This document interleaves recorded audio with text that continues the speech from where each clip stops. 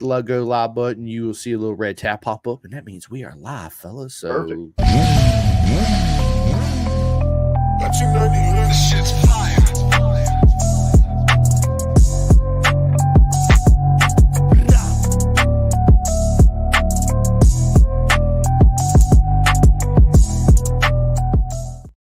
what is up, everybody? Welcome to another beautiful Sunday. And man, what a Sunday it's been so far, especially in BSB and Moto America Racing. A big shout out to Jillian Carrera on the first place finish today at Alton Park. Man, what emotions he gave me today. It was absolutely amazing. Good racing, good job. Alessandro DeMario did really good in the Super Hooligan. Big shout out to Corey West for winning the title. Yeah, so we got it's been a fantastic day so far. But as everybody knows, this episode is sponsored and brought to you by Next Level Financial, right? So I need you to guys go and take total control of your financial future. Get your complimentary financial needs analysis today. Let's see. Mark just left, so I got Mark Holden on. He's having little computer issues right now, so we're going to sort this out, but I'm going to keep talking, right? And thank you all the women and men that are in here watching right now. And leave a comment, ask them plenty of questions. And I hope you guys been watching Moto America Racing. It's going live right now. I can't watch it while I do this podcast, but I will go back and watch it as soon as all this is done. I have been watching some BSB this morning. Been actually running around like a chicken with my head cut off this morning, but yeah, I've been trying to get it in as much as I can. But after this, definitely going to sit down and binge watch all the rest of the racing today, which I'm super excited about.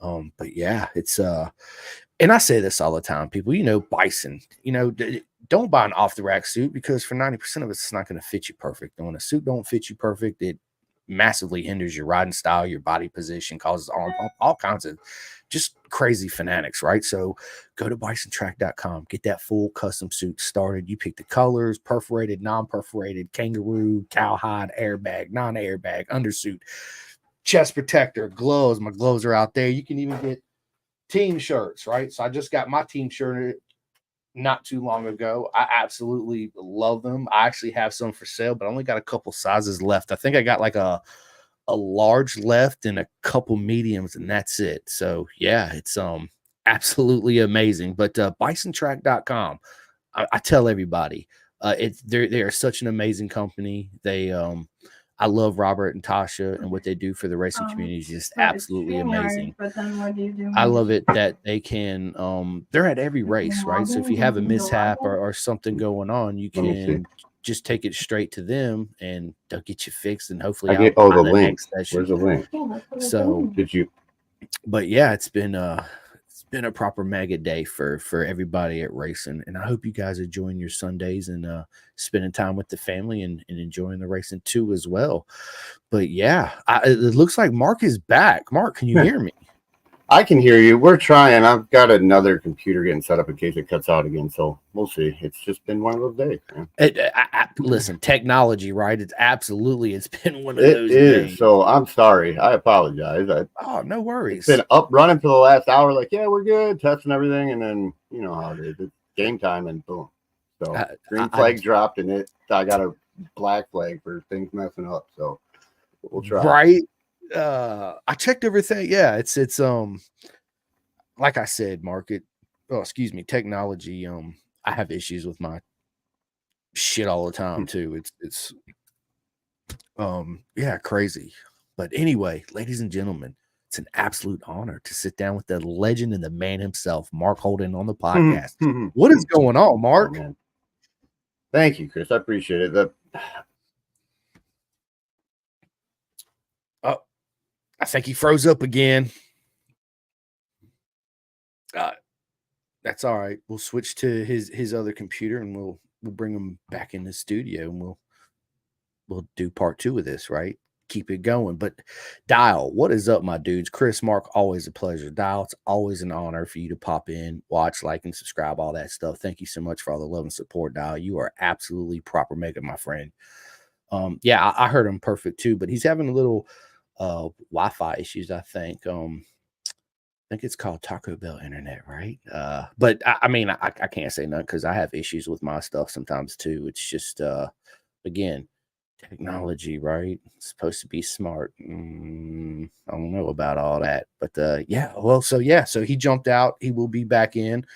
So I hope you guys are watching racing.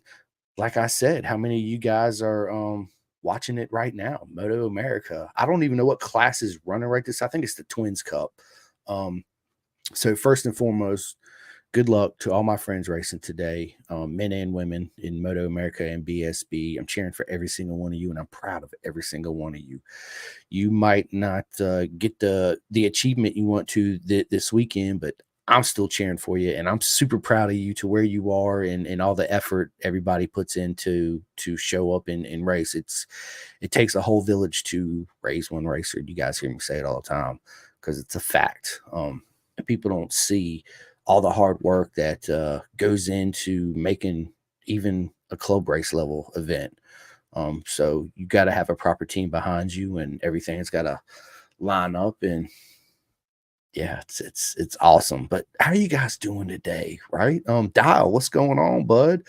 Yeah, he did. It blinked out for a split second. He's setting up his other laptop to hopefully jump back in. Hopefully that one will work. And if not, and we have issues and it just don't happen, it's okay. We'll reschedule. Maybe we can try again tomorrow. I'll get him back on ASAP for sure. Let me see. There ain't nothing on my end I can do. I've already been through all my settings. Yeah.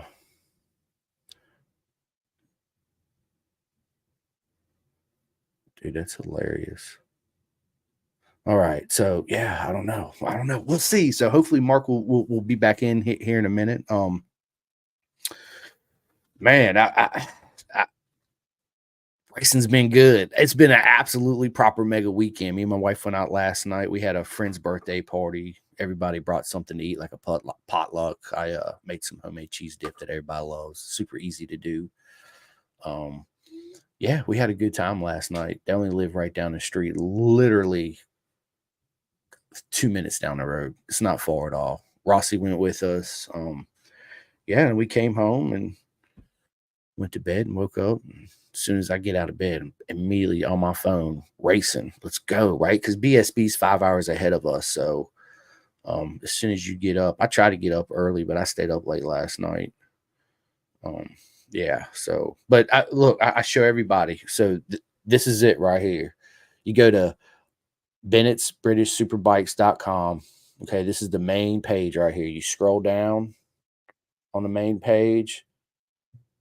Boom. I don't let it focus. Watch live stream. Boom. Watch live stream. And if it's happening, and it is, I think it's the last race of the day. Boom. Live BSB, lap 108, Alton Park, where Jillian Carrera won earlier today in the British Talent Cup, which was absolutely amazing. So yeah, it's you guys get on there, Bennett'sBritishSuperbike.com, scroll down, click that live button, and boom, let's get it. Let's make it happen. Man, I love BSB. Oop, I hit the wrong button. BSB, such an amazing series and class. I know you guys hear it all the time. I think Richard Cooper's in first. Yep, Cooper and then Barnes and Aaron Silverstone. Whoa, Silverster, my dude. He's in third. He's absolute legend too. Super fast kid. Yeah. So listen, BritishSuperbikes.com. There it is, live.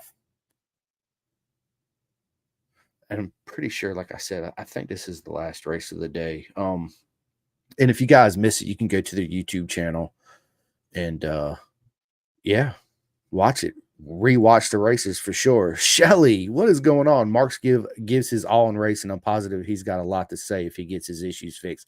Shelly, you are absolutely right. We are waiting on Mark to come in. Listen, it's an absolute honor, Shelly, to sit down and have this proper chat with Mark. I've been really, really looking forward to it. I love sitting down with my friends and talking all things motorcycles and get to know everybody's individual journey because everybody has their own unique way of how they come into racing and where they are, and all the love and support that everybody shows them to get where they are and help achieve their goals is absolutely amazing. In our beautiful circus, that's what I call our motorcycle sports, a beautiful circus. And like all circuses, we all have those clowns in them, right?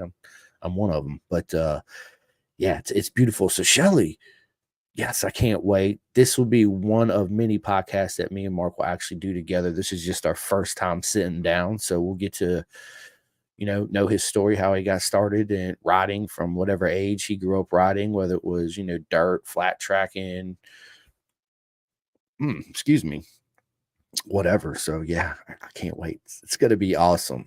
Man, I keep having these burps. I went to got up this morning, went to Donnie D Bagels. There's this place that we got out here in Roanoke called Donnie D's. They're all from New York, even the machines and everything. And man, they've got the best bagels in the world. Got me a bacon, egg, and cheese bagel on a everything Asiago cheese bagel. Got a couple brought home to the family. But I'm not a big bacon eater. I don't eat a whole lot of pork. But when it comes to a breakfast sandwich, I'll splurge and eat a little pork. So, but yeah, and Liquid Death. I need to sponsor from Liquid Death, man. I don't want any money. I just want some water. Just Liquid Death. If you're listening, send me some free water. I'll give you guys shout outs on every podcast. Put your logo on my shirt. Man, this stuff's so good. And my wife made fun of me. Shelly and Dial, they were like, why are you drinking water out of a can? I'm like, because it's freaking the best. And it is absolutely the best. So now my wife drinks it. I don't tell you something. It tastes better than a plastic bottle anyway. I'm just not a big fan of the plastic. That's the only option we had there for a long time. So while we're sitting here waiting on Mark, what do you guys think about the racing this weekend? And have you been watching any other racing this weekend? I really hope you have. So yeah, the Superbike race is actually started right now. I'm not going to sit here and watch it, but I will watch it after this podcast. Moto America, man, I love Texas. I went down to Texas earlier this year for the GP race. Kind of wish that I would have waited and went to the Moto America race instead. I think that's what I'm going to do next year.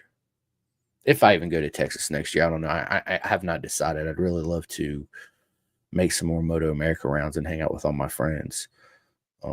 I've been to Texas 7 years in a row, I think it is, for the GP race, which has been phenomenal. Went for the last year, Rossi, right? His last hurrah in America, which I miss him very much. It's never been the same without him, right? But yeah, it's good stuff. My wife's computer didn't support that, so it should be done back up in just a minute. I'm so sorry. You're good, Mark. You are good, buddy. No worries. I'll edit all this out anyway. I edit most of it out. Let's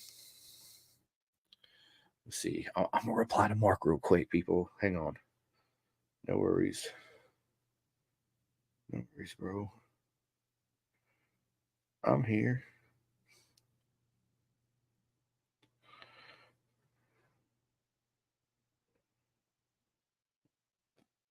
Right. Yeah. Technology. They say, oh, it's perfect, man. Sometimes my phone gives me some trouble too, my iPhone. And I've been with the iPhone for shit. I can't remember since the iPhone 5, maybe 4. Shit. I don't know.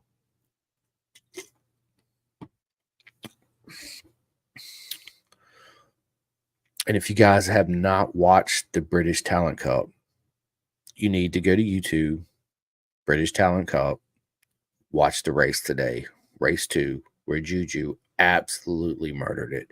Such a great race. Oh, there it is, baby. Freaking amazing. I was absolutely ecstatic, screaming.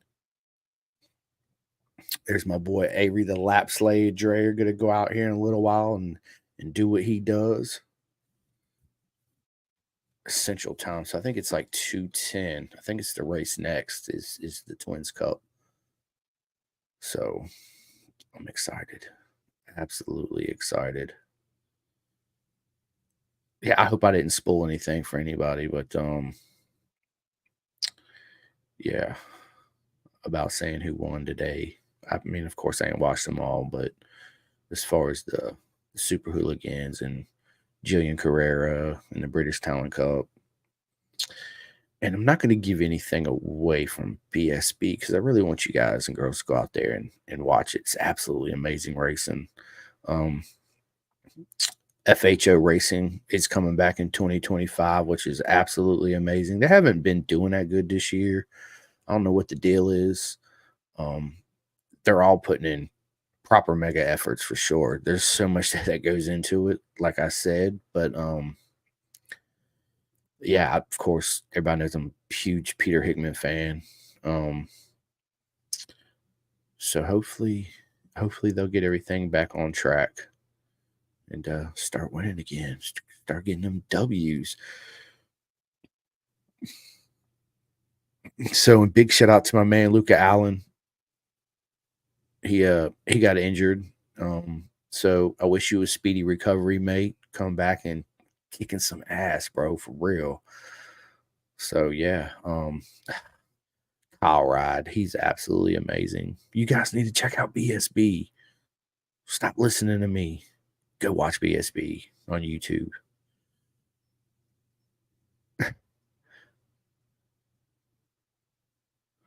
That's hilarious.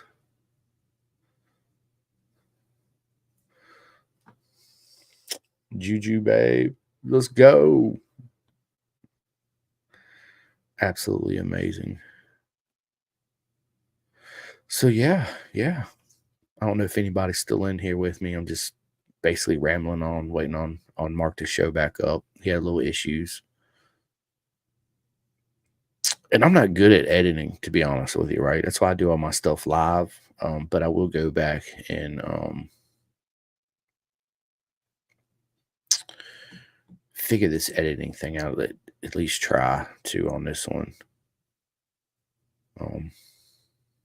Yeah, editing just blows. Straight blows. Yeah, Juju's amazing. His dad calls him a turd. I love it.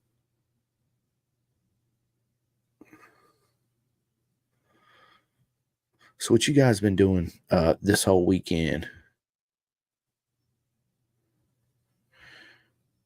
Yeah, I'm just waiting on Mark to come back in here. So Shelly is still watching with me. Thank you, Shelly. You're awesome. Have you watched any of the races, Shelly, today? I know after this I gotta go to the grocery store. I think my buddy's supposed to do a cookout today. Maybe I don't know. I might bypass it. To be honest with you, I don't know. I don't know. Nice. So yeah, we'll see. We shall see.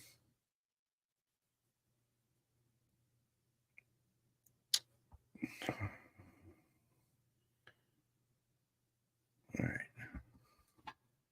Boom. Boom, baby. Boom. Let me so I was recently on a podcast a month ago. My friend Elizabeth Walker, she has a podcast. And it was absolutely, man, I had such a ball. It was like 45 minutes long, 50 minutes, something like that. Weird, different being on the other end of the microphone, right? People asking me questions instead of me running all the questions. Shelly said, not today. I've been doing yard work, getting things put away for the season. I know I'm doing laundry. My wife's actually out there hanging up Halloween decorations right now, too. I love Halloween. It's one of my favorite times of the season. It's when the weather changes. It's not going to be so hot no more, miserable. It's going to be decently cool, perfect riding weather. Yeah, absolutely good food. I love to cook, Shelly, right? So I make a lot of food from scratch, but I love making like soups and stuff like that. That's what I might do today is make some homemade chicken and rice or chicken noodle soup, chicken and dumplings with some grilled cheese sandwiches. That sounds good. Yeah, I think that's what I might do. something quick and easy. Smells good. Make the whole house smell really good. Take it to work for leftovers. Yeah. Yard work. I did yard work last week. My lawnmower actually took a shit on me, so I've been borrowing my buddy's lawnmower past hot minute. Actually, he's got a 0 turn. It's badass. I want one. But yeah, so yeah, fun. And of course, as always, Shelly, do you have any animals? I'm a huge animal lover. I got my dog Charlie, and I got 2 cats. Let's see. She is actually right. She's always in here with me. There she is. There's Charlie. Charlie. Hey, baby girl. Charlie. Typical female, right? Charlie. What are you doing, pretty girl? Was you sleepy? Was she sleepy? My big girl. Oh. Yeah, my baby's up there in age. She's up my baby girl. I love my baby. Yes, I do. Such a good girl. You gonna say hi to everybody? Look, you're live on TV. Well, live on TV, live on Facebook and LinkedIn and all that. You gonna say hi, Charlie, to everybody? No. She wants her ice cream, so I buy her doggy ice cream, right? And yeah. That's what she waits for. So I live in a city, so I just have my little French bulldog named Jigsaw. I love it, Shelly. That's awesome. My buddy's a big bulldog. He actually used to breed them. He don't do it no more. But I love all dogs. I don't big, small, little, medium. It don't matter. I freaking love animals. I highly recommend everybody needs an animal. There's nothing like a dog love. That unconditional. I love it. Absolutely amazing. Daniel Underwood, what is up, man? My buddy Daniel just popped in. Yeah, Daniel, I'm actually waiting on my buddy Mark to come back in. We've been having little issues with the laptop, which is not a big deal. Not a big deal. It happens. But Daniel, I know you haven't been watching any road racing. Why not, man? You need to freaking go to YouTube, man. Watch the British Talent Cup race that happened today. My boy Juju freaking won. It was absolutely amazing. Jillian Carrera, but we call him Juju. Of course, Moto America's live right now. Superbike races going on. And then, of course, BSB, their super sport racing is happening right now, too. So you guys can go to Bennett'sBritishSuperbikes.com. It's free. Enter, scroll down, hit the yellow tab that says live stream, and boom, you are welcome. There you go. A little French bulldog. That's awesome. What's up, Daniel? But yeah, my son wants another dog. That's what he wants for his birthday.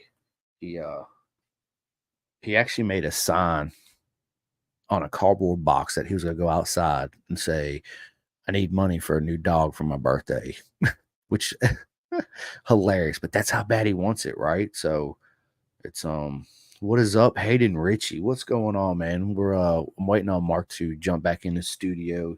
He's been having a little computer issues. So Hayden, I'm just down here just rambling, running my mouth, talking about, the proper mega racing that's been going on this weekend in Moto America and over there in BSB across the pond.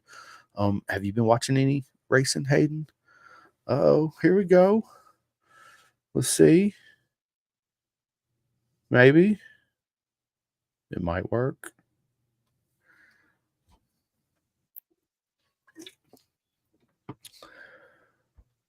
All right. Can you hear me? I can hear you. I see you too. You're back. Man, jeez. We'll see how it goes. Hopefully, fingers crossed, man. I tell you what, it's been my luck lately. Yeah, it's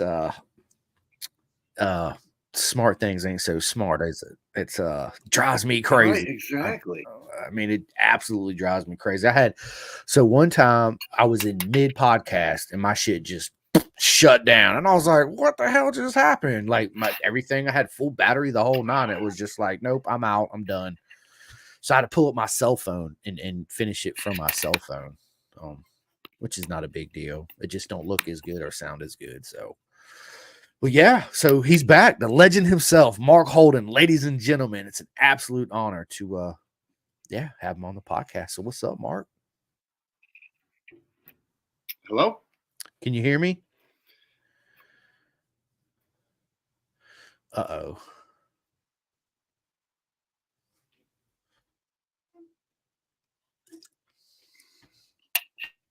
Can you hear me? Oh, he froze again.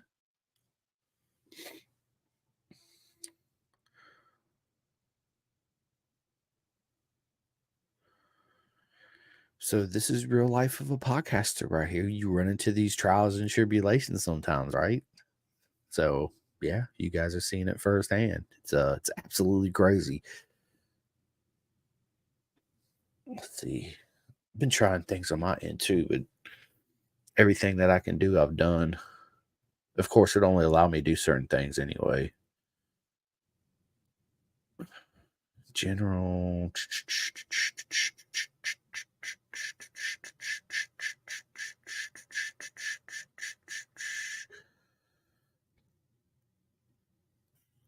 Shit happens. It does, Shelly. Absolutely, it does. Here, it's doing it again. Is Shelly the one helping you, Mark? Yeah. That's awesome. She's always helping. Right now. Go ahead. Me and her's been talking back and forth on here. I got to see the little bulldog. Where's the bulldog at?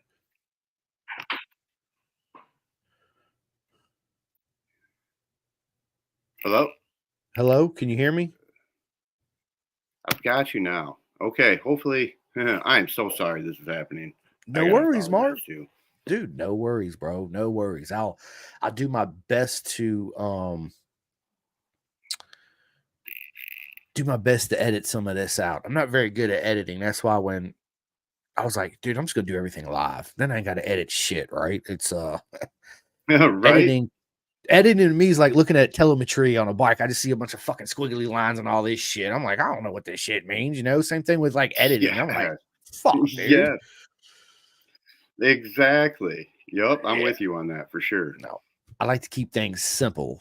I use that KISS method. Keep it simple, stupid, right? So yeah, absolutely. Yep. Listen, Mark, let's try this one more time. Well, we'll keep trying this until it works. But listen, I'm gonna start it all over again.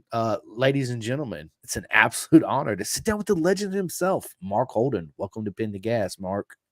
Oh man, the honor's all mine. Thank you, Chris. I appreciate it. That man, no, listen, the honor is all mine. It really is. I get just as excited, if not more excited, about having my friends on the podcast than you guys are nervous or being on the podcast. Trust me.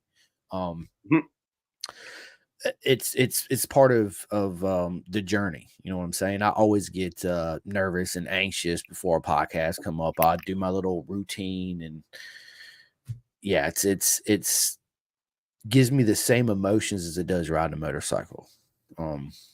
Which is absolutely amazing. So, but Mark, where did you start from the very humble beginnings?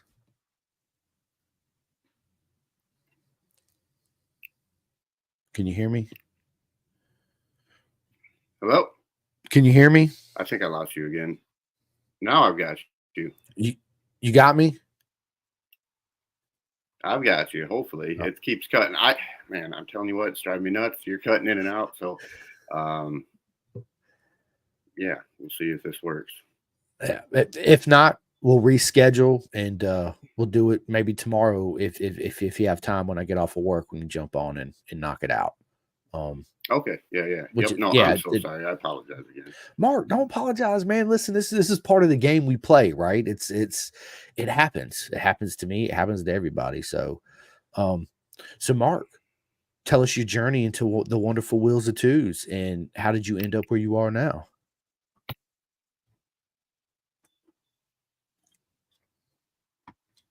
What is the deal? Hello? I don't know. Yeah. Can you hear me? Okay. I don't know. Shelly says, "No, I'm not helping him now. I'll help out the track." Nice, Shelly. What do you do at the track? Are you tire warmer? Help set up? I mean, there's so much that goes involved at the track. Cook, right? I say I cook, which everybody needs a cook at the track. All right, sorry, man. I need new. I want to get me a new set of headphones. Like these are decent, but after a while, when you guys see me podcast, I keep messing with them sometimes because they're not that comfortable. Boss him around. I love it, Shelly. Let's go. It's awesome.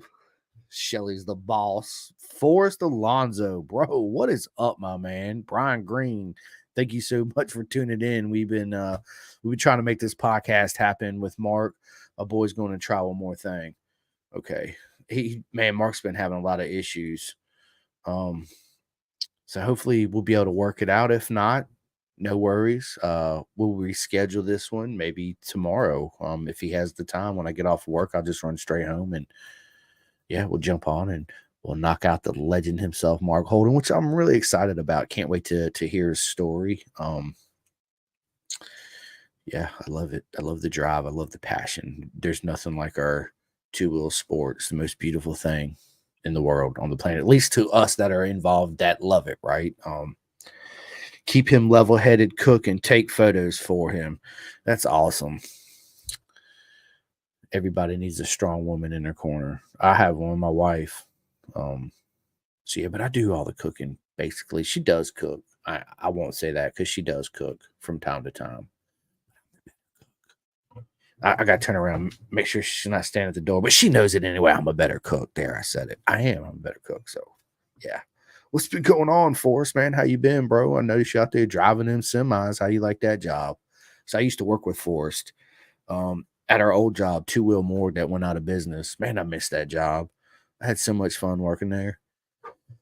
But Forrest left, and I think he did heating and air for a little while, and then he, started driving a 18-wheeler semi truck, or as my friends over there in the UK call them Larry's.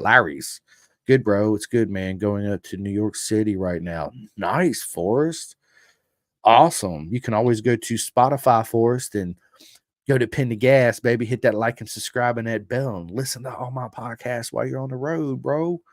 I've been to New York several times. My dad's parents is from Bayonne, New Jersey. Man, I miss going to New Jersey. Literally from my grandpa's back bedroom, I open up the window and New York's right there, right across the water. So I wouldn't drive in New York. We always took a train. I mean, because it was right across the street, right across the river. It's crazy mental out there.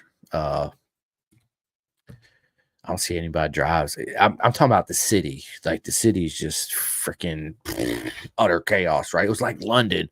Listen, I'm telling you guys right now, London was absolutely crowded.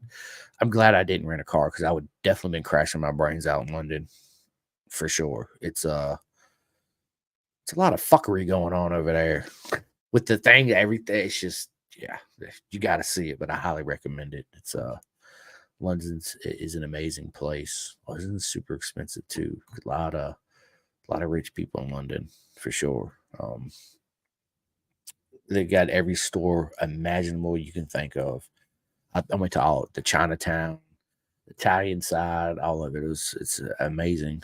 But one thing I did notice being in a big city like that, of course, it's like that in little towns too, but I guess you notice it more in the city because there's more people in one spot. Everybody's like this walking down the street, not even looking where they're going. 99% of the time, I guess, because they're good with the force and they already know where they are, so they're not got to walk in anything or out in front of anything. But it's my buddy had to save me a couple times for walking out in front of traffic because it's totally different. But I loved it. Good stuff, man. Good stuff. Well, hopefully Mark will be able to jump back in. If not, we'll reschedule it. And I'm gonna go to the grocery store, finish my laundry, and watch road racing, finish it anyway.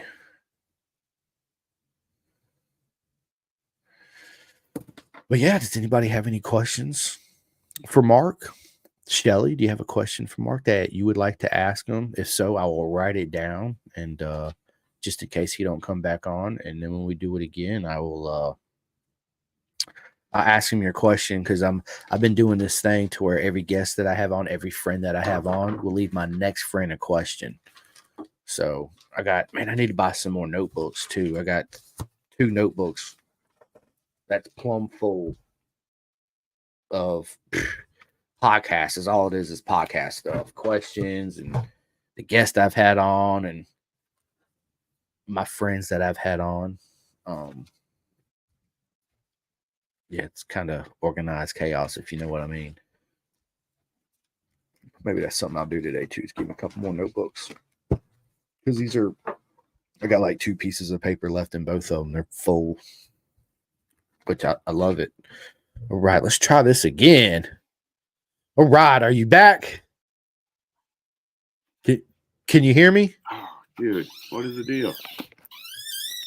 Still, what in the heck? Of course, I get a typewriter. Oh, You didn't have it plugged in, did you? No, I just want to. Okay, so if it's not technology, it's me. I love it. I see. I knew exactly what you did when you looked down, because I heard it click. I was like, he didn't plug it in. I love it. Oh, okay. So now we're in my boy's room, and my 16-year-old boy is kind of in charge of the internet. So he hardwired us in instead of trying to run it wirelessly. And I'm sure, we have a 5G and like a 3G, and I'm sure he hooked it up to something proper. I know that's right. I got my PlayStation hardwired, but everything else in the house is wireless. My laptop and all that's. Yeah. Yep. Yeah. And I didn't have an issue when I was just sitting there in the garage, but it must be we were trying to do too much once it started running everything live. I don't know. Whatever. It's above my head, but it's working now. So hopefully it's going to stay working. Me too. I feel the same way. I'm like, good. I don't care. It's working now. Right. Let's roll with it. Yeah. Let's go with it. I love it. All right. So listen, we'll try this again for the 3rd or 4th time. Right, Mark? I'm so sorry, bro. Dude, no worries, bro. No worries at all. Listen, it's an absolute honor again to have you on the podcast. And I just want to start out by asking, how did your journey begin with 2 wheels, Mark? Okay. So my parents were not about it. Like my dad saw me on a PW50 at like, I don't know, 6, 8 years old. And it's like, nope, no way. Nope. He's done. He's not riding anything. So, as amazing as they were, that's all, like every Christmas and birthday. Like, I want another bike. I want a bike. I want a bike. I want a bike. Like, nope. My dad was like, you're playing sports, like traditional basketball, football, baseball. Like, I want you to go play whatever you can in football. So I did that till, into college, after college. But when I hit 18 or 19, I went on spring break, and my buddy and I went down with 2 bikes to go to bike week.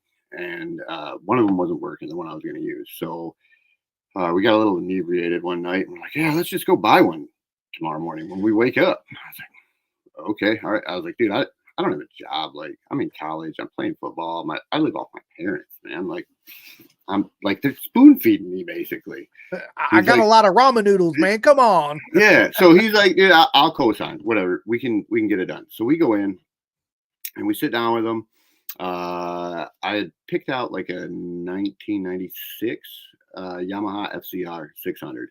Nice. And this is 2001 at the time. So it wasn't brand new, but it wasn't horrible. He offered up like a 954 CBR, and I was like, dude, I have never been really on I've been on a street bike, but it's been down the road and back around the neighborhood, like nothing serious. So I was like, no, let's just play it cool. And my buddy looked at me, he's like, yeah, probably bad idea. Just stick with the FCR. So, and he knew what was going on with bikes. He was seasoned. He rode dirt bikes and whatnot. So yeah, we walked in. The guy went back into financing, came out. He's like, so let me get this right. neither one of you have a job, but you make money. I'm like, yeah, dude, my parents give me like that's how he's like, well, you guys got approved, so you're good to go. I'm like, no way, no money down. Um, I didn't. I mean, I had no idea how I was gonna make my first payment. Um, but yeah, so we're on spring break. It's the second day of spring break, and I end up riding the FCR off the lot and had it the rest of the weekend, and we had an absolute blast. I came home. My roommates were like, "Where'd this come from, dude? Like, what the heck?" I'm like, "All right, yeah." Uh, I ended up because I'm in college, so I had to go home for the summer. I'm like, "Oh man, I don't know what to do with the bike." Well, I'll bring it home, and yeah, I'm just borrowing it. That's what I told my parents from my friend, and it just it no. My mom was like, "Okay," but then after I don't know, probably a month went by, she was like, Something's not right." That's got to be it. No way somebody lets them borrow it that long. So I mean, they eventually figured it out. Hopefully they're not tuning in. I mean, I hope they are, but hopefully they're not because I had no job. I was playing football. The bike was really cheap. It's like $100 a month. My mom, I had a food plan with college, but she was still giving me like $70 a week. So I took money out of that to pay for the bike. So little do they know, they didn't want me into bikes at all, but they kind of paid for my first one.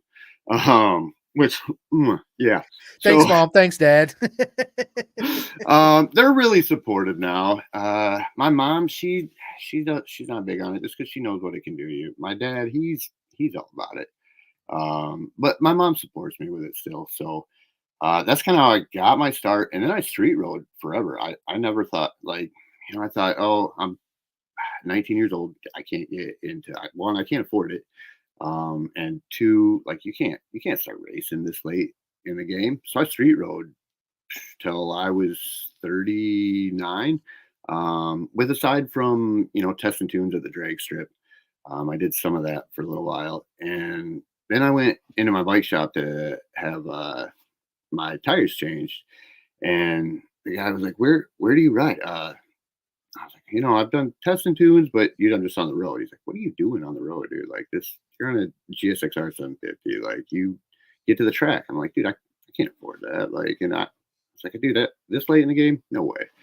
He's like, "Dude, do it. You can afford it. Just go to a sport bike track time day over at Grattan." He's like, "Try and do 2 days in a row because it's going to be way more beneficial if you do 2 days." And he was right. Kyle Skarbnik is his name. He owns Rapid Cycle Works, and he got me onto the track pretty much. And from there, that was, let's see, 2021. Um, yeah, 2021. Yeah, 2021. I had my first track day in May, and then went from there. Got race certificate in August, so I could be ready to roll the next year. And then did 2 years of novice. Was fortunate enough to win 2 national championships in novice, and then we jumped up to expert and jumped on a big bike. And honestly, my goal when I started was super sport MA. I wasn't planning on being on a big bike. I kind of yard sailed my nice 600. So I went in, talked to Kyle. I was like, "Well, I've got the CX10." He's like, "It's set up really well." So I ended up getting that, and now here we are. Um, and it's been a blast, honestly. And track family is way better than anything I was ever involved in. I mean, everybody's so helpful. Just that everybody wants everyone to be safe and get faster. Like it's no one that's I thought the fast guys would just want to, hey, I'm not going to tell you anything. I'm not going to teach you secrets. If you're talk to them, and especially when I started, I was like, hey, I know how to turn on my bike. I know how to shift my bike, make it go down the road, kind of stop it, but I don't know anything else. Teach me. So I really shut my ears, or I'm sorry, shut my mouth and open my ears, and was just a sponge. And when you do that, I think there's so much more helpful. And those fast guys, they don't want to be by themselves. They want people riding with them. So I mean, I think that's why they're so helpful. They want it's more fun when everybody else is around you and you're not just sitting there by yourself, 3, 5, 6 seconds ahead, a lap ahead. So yeah, uh, that's basically it. That's how we got to today. I love it, man. It's everybody's got their own beautiful story on how they got into it, right? And how it evolved to where you are. Um and dude, we got Alessandria DeMario in the house. What is up, bro? Absolute legend. Proper mega job today in the um brain fart super hooligan class. First time on the Ducati V4 Street Fighter bike. They just let it in the class. So Alessandro was racing that, and I'm pretty sure he got third or fourth. That's amazing. Nice. He's a legend, Yeah. absolute legend.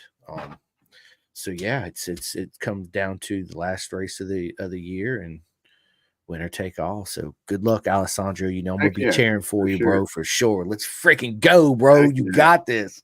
But yeah, you're right. It's I call it our beautiful circus, all road racing, right? Two-wheel motorcycles, and within every circus there's always clowns, right? Which makes the circus go round and round, right? Let's be honest. Yep, for sure. I'm one of those clowns. But yeah, it's there's nothing like the camaraderie of motorcycle racers.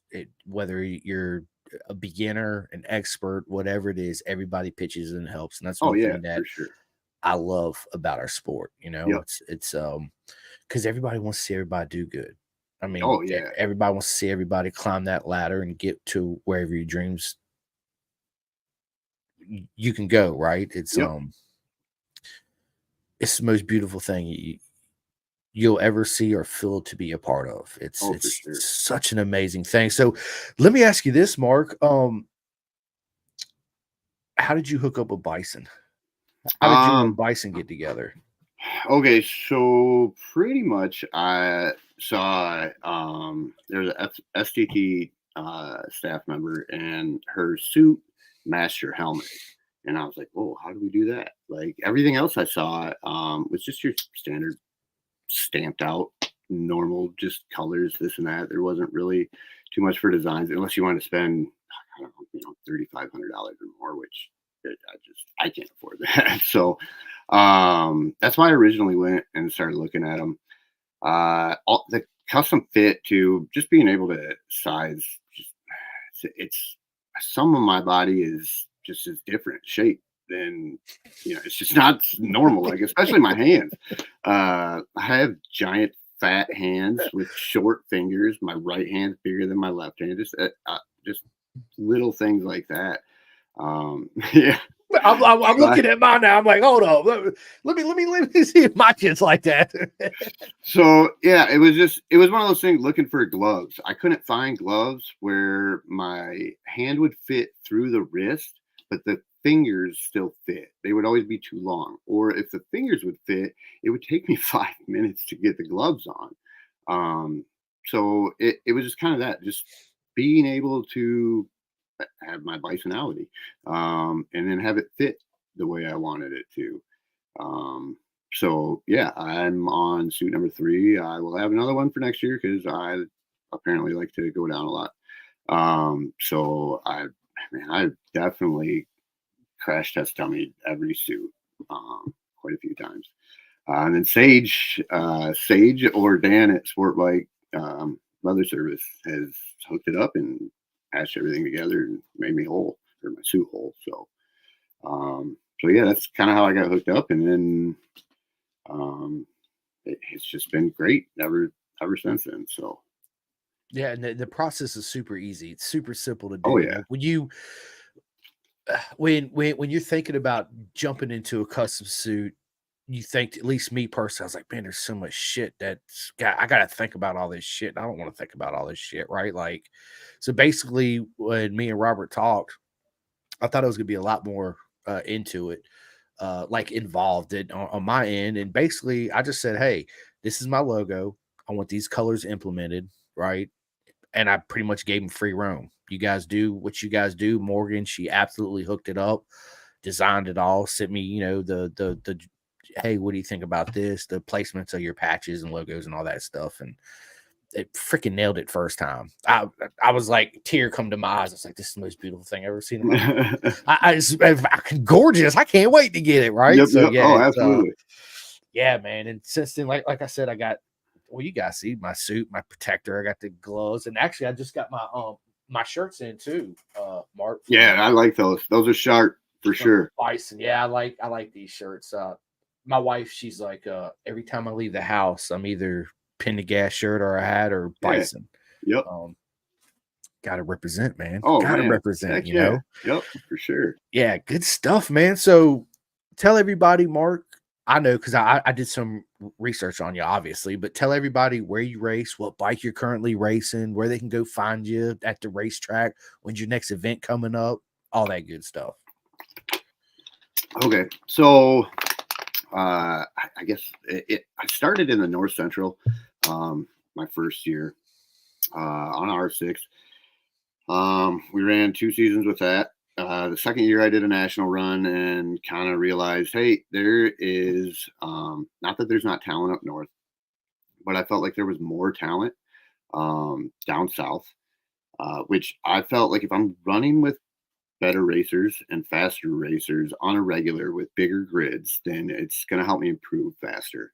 And then there's more pro tracks that you're hitting too. The track surfaces just in general are a little better.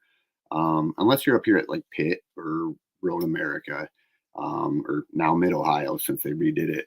There's not much up here.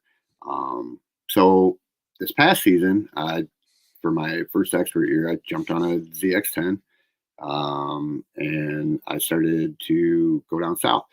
I started Tally in February. The only reason was I was anxious. I wanted to race. I want to get on a bike again. Snowing up here. There's snow on the ground. Like, I got to get out of here. I got to go. I need to race. I need 2 wheels. So I did that. And after the second round, which the second round was still, both of them were mid-central. The second one was a national run or round as well. And after that, I was like, oh man, I like running down here. Let's keep coming down here. So then we hit Cycle Jam. After Cycle Jam, I was sitting third in points, and I wasn't planning on doing a point run, especially my expert first season. And on a bigger bike, I thought I'm just kind of going to get spanked pretty good, and it's going to be a great learning experience, but you're not going to do much. But after that, I was like, oh, dude, we're sitting third. Let's stick out the mid central and chase points, see how we do. Luckily, I was fortunate, paid off again. Ended up winning both A class super bike, super stock for the mid central. The southeast region, God, I can't even tell you how many I missed there, and ended up in third for both those. So I was just tickled to death. I was so stoked. I wasn't planning on doing that well at all. There's just so much talent. And a lot of the pro MA guys, they jump into club races because it gets some contingency, it gets some more seat time. And so, yeah, I thought for sure I'm just mid-pack at best. And I just had great guys teaching me and learning from the best. And it just, everybody, like I said, everyone's been so helpful. And that's helped a ton. And then when you get those MA guys out there, or even there's a lot of club racers, that are just as fast as those MA guys. They just either one don't have the finances to be running it, or they just don't feel like it, or don't have the time. So there's plenty of club racers that are just as fast. And just being out there with them and getting a tow or having one pass you that doesn't blow your doors off, that you're kind of sticking with, you're able to watch them and get good tows from them. And that's the biggest thing I think that's helped too. So yeah, I kind of spun off there. It's all good. Yeah, it's all good. Iron sharpens iron, right? I mean, yeah, for sure. Yeah, you're not. I'm not gonna say you're not gonna learn, but you learn more. Exactly what you said. Getting on the track, getting behind somebody that just don't blow your freaking doors off, right? They can actually keep up, because then you get to watch them, their body movements, their body position, their turn-ins, their break-in, the entry speed, the whole nine, and you learning the whole time. And next time you go out there, you're like, shit.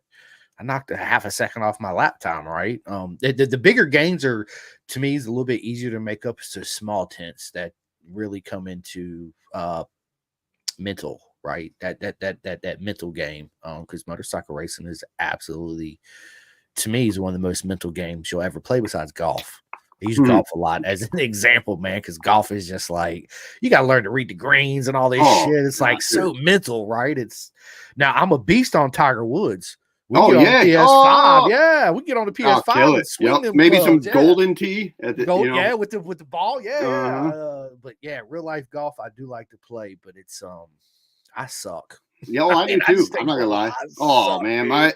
I don't know what it is because I feel like I do relatively okay at other sports, but just golf is not one of those. I'll bring a bucket of balls with me when I golf with my dad because he's pretty good, and I don't get it because he doesn't. It's not like he plays all the time, and so I'll hit a ball off in the woods and wherever they are. Yep, boom. That's where I'm dropping, and yeah, I'll go through so many balls just because I'm not going to make them wait for me, and I'm horrible. So yeah, I don't know what it is about golf. Yeah, me too, man. It's fun to play. It's Oh you yeah, go out there with the boys, crack open a couple cold ones, golf cart, talking shit. I mean, that's what we do, right? It's that's the fun of it. Jeff, what is up, Jeff? He says, just finished Superbike race. Sorry, missed half the show. Mark is such good people. Grattan crew. You didn't actually. Yes, we're almost an hour into this, but we had some technical difficulties we had to yeah, do. So we've only been actually talking for maybe 15 minutes so far, maybe 20. So we yeah. didn't miss much. If you go back and at the beginning, it's just basically him coming in and out, me running my mouth, talking about the races that I had watched today, and talking about Jillian. Jeff, did you watch the British Talent Cup? If not, you need to go to YouTube and watch it. It was freaking amazing. Excuse me one sec. I got to hit a fan because I was set up in the garage with some AC, and Nah, go ahead, bro. my boy's room is super warm. Go ahead, bro. If it's too loud and you hear it, then we'll turn it down. But I'm starting to sweat indoors, and that's not okay. No, I got my fan on going in back. I always got a fan on. I got to sleep with a fan. If I don't have a fan, I can't sleep. I don't know. It's just that, I guess, mental noise. Oh, okay, yeah, yep. But yeah, I'm the same way. I gotta have a fan. I don't care if it's snowing outside. I have a fan on. Yeah. And my wife's always like, "It's freaking cold." Blah blah blah. I'm like, "Put some more clothes on, woman." Yeah. Put some more clothes on, woman. Oh So man, I don't know what it is. I'm always freezing though. So, but right now I'm sweating. I'm probably just nervous. yeah, don't be, Mark. Don't be. We're just two friends talking about what we love, road racing, man, right. having a good time, right? So I've been talking to Shelly. Shelly, me and her been going back and forth on here while you guys are sorting out the issues. I asked her what she did at the track. She says, I work at the track with Mark, right? I help him out. I was like, well, what do you do? She says, I keep him level-headed, cook, and take photos for him. I was like, awesome. Yeah, for sure, level-headed. And bosses you around. Oh yeah, a little bit, but that's all right. That's just when I need it, when I'm getting out of hand. So I've got a short fuse, and I'm a baby. I'm not gonna lie. Sometimes I just get, I'm just a whiny little baby. Sometimes she's like, "Hey, dude, stop." So yeah, she's been great. Fortunately, my wife is cool enough to let another woman travel with me everywhere. But yeah, no, she does so much at the track. I can't even stress how much she helps. That's awesome. It's good to have Still trying to get this fan thing. No, you're good. You're good.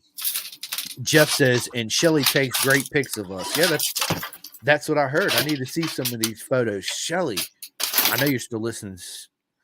Hit me up. Let me see some of those proper mega photos you take. I see them on Facebook. Jeff be posting them, and I see Mark's pictures too. So amazing photographer. That's something that I always liked was photography. I just never really got into it because I like taking pictures and seeing the outcome of the angles, the certain angles, and the times of day, and so much again that goes into it. But I have a lot of fun with it. I take a lot of pictures with my cell phone. I just can't afford to buy a camera, right? That's just another hobby, dude. Because to have a decent camera, it's thousands of dollars, and then lenses and all that good stuff. But Okay, sorry. no, you're good, bro. You're good, Mark. You're good, bro. So Jeff said Mark's doing great since he moved up to the big boy bikes till he blew a motor. Yeah. Oh man, God, that was not good. What do you do? Nothing's part of racing. You know, I mean, that's what it is. Shelly says, I'm nowhere near a pro, but getting better.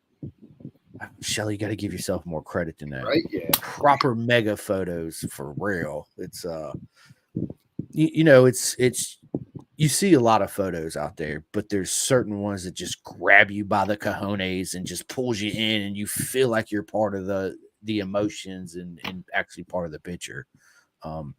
There's only certain people that can pull those type of pictures off, right? Because if not, everybody would be doing it. But I've seen some of pictures that you have posted, Mark, and of course my buddy Jeff post, and they're absolutely amazing. Yeah, photography's kind of like suspension. It's its own fine art. You know what I'm saying? It's like you got different shutter speeds for the time of the day and all this shit. I'm like, I just I'd never pull out my phone and go, bam, stand still, smile for the camera, let's go. Yep, absolutely. So that's awesome, man. So listen, Mark, who's all on your team? Who helps you out during the weekend? Oh, we lost him again. No. Just when I thought we was getting it going. That's all right. He'll be back. I spend too much money on these liquid deaths. I ain't gonna lie.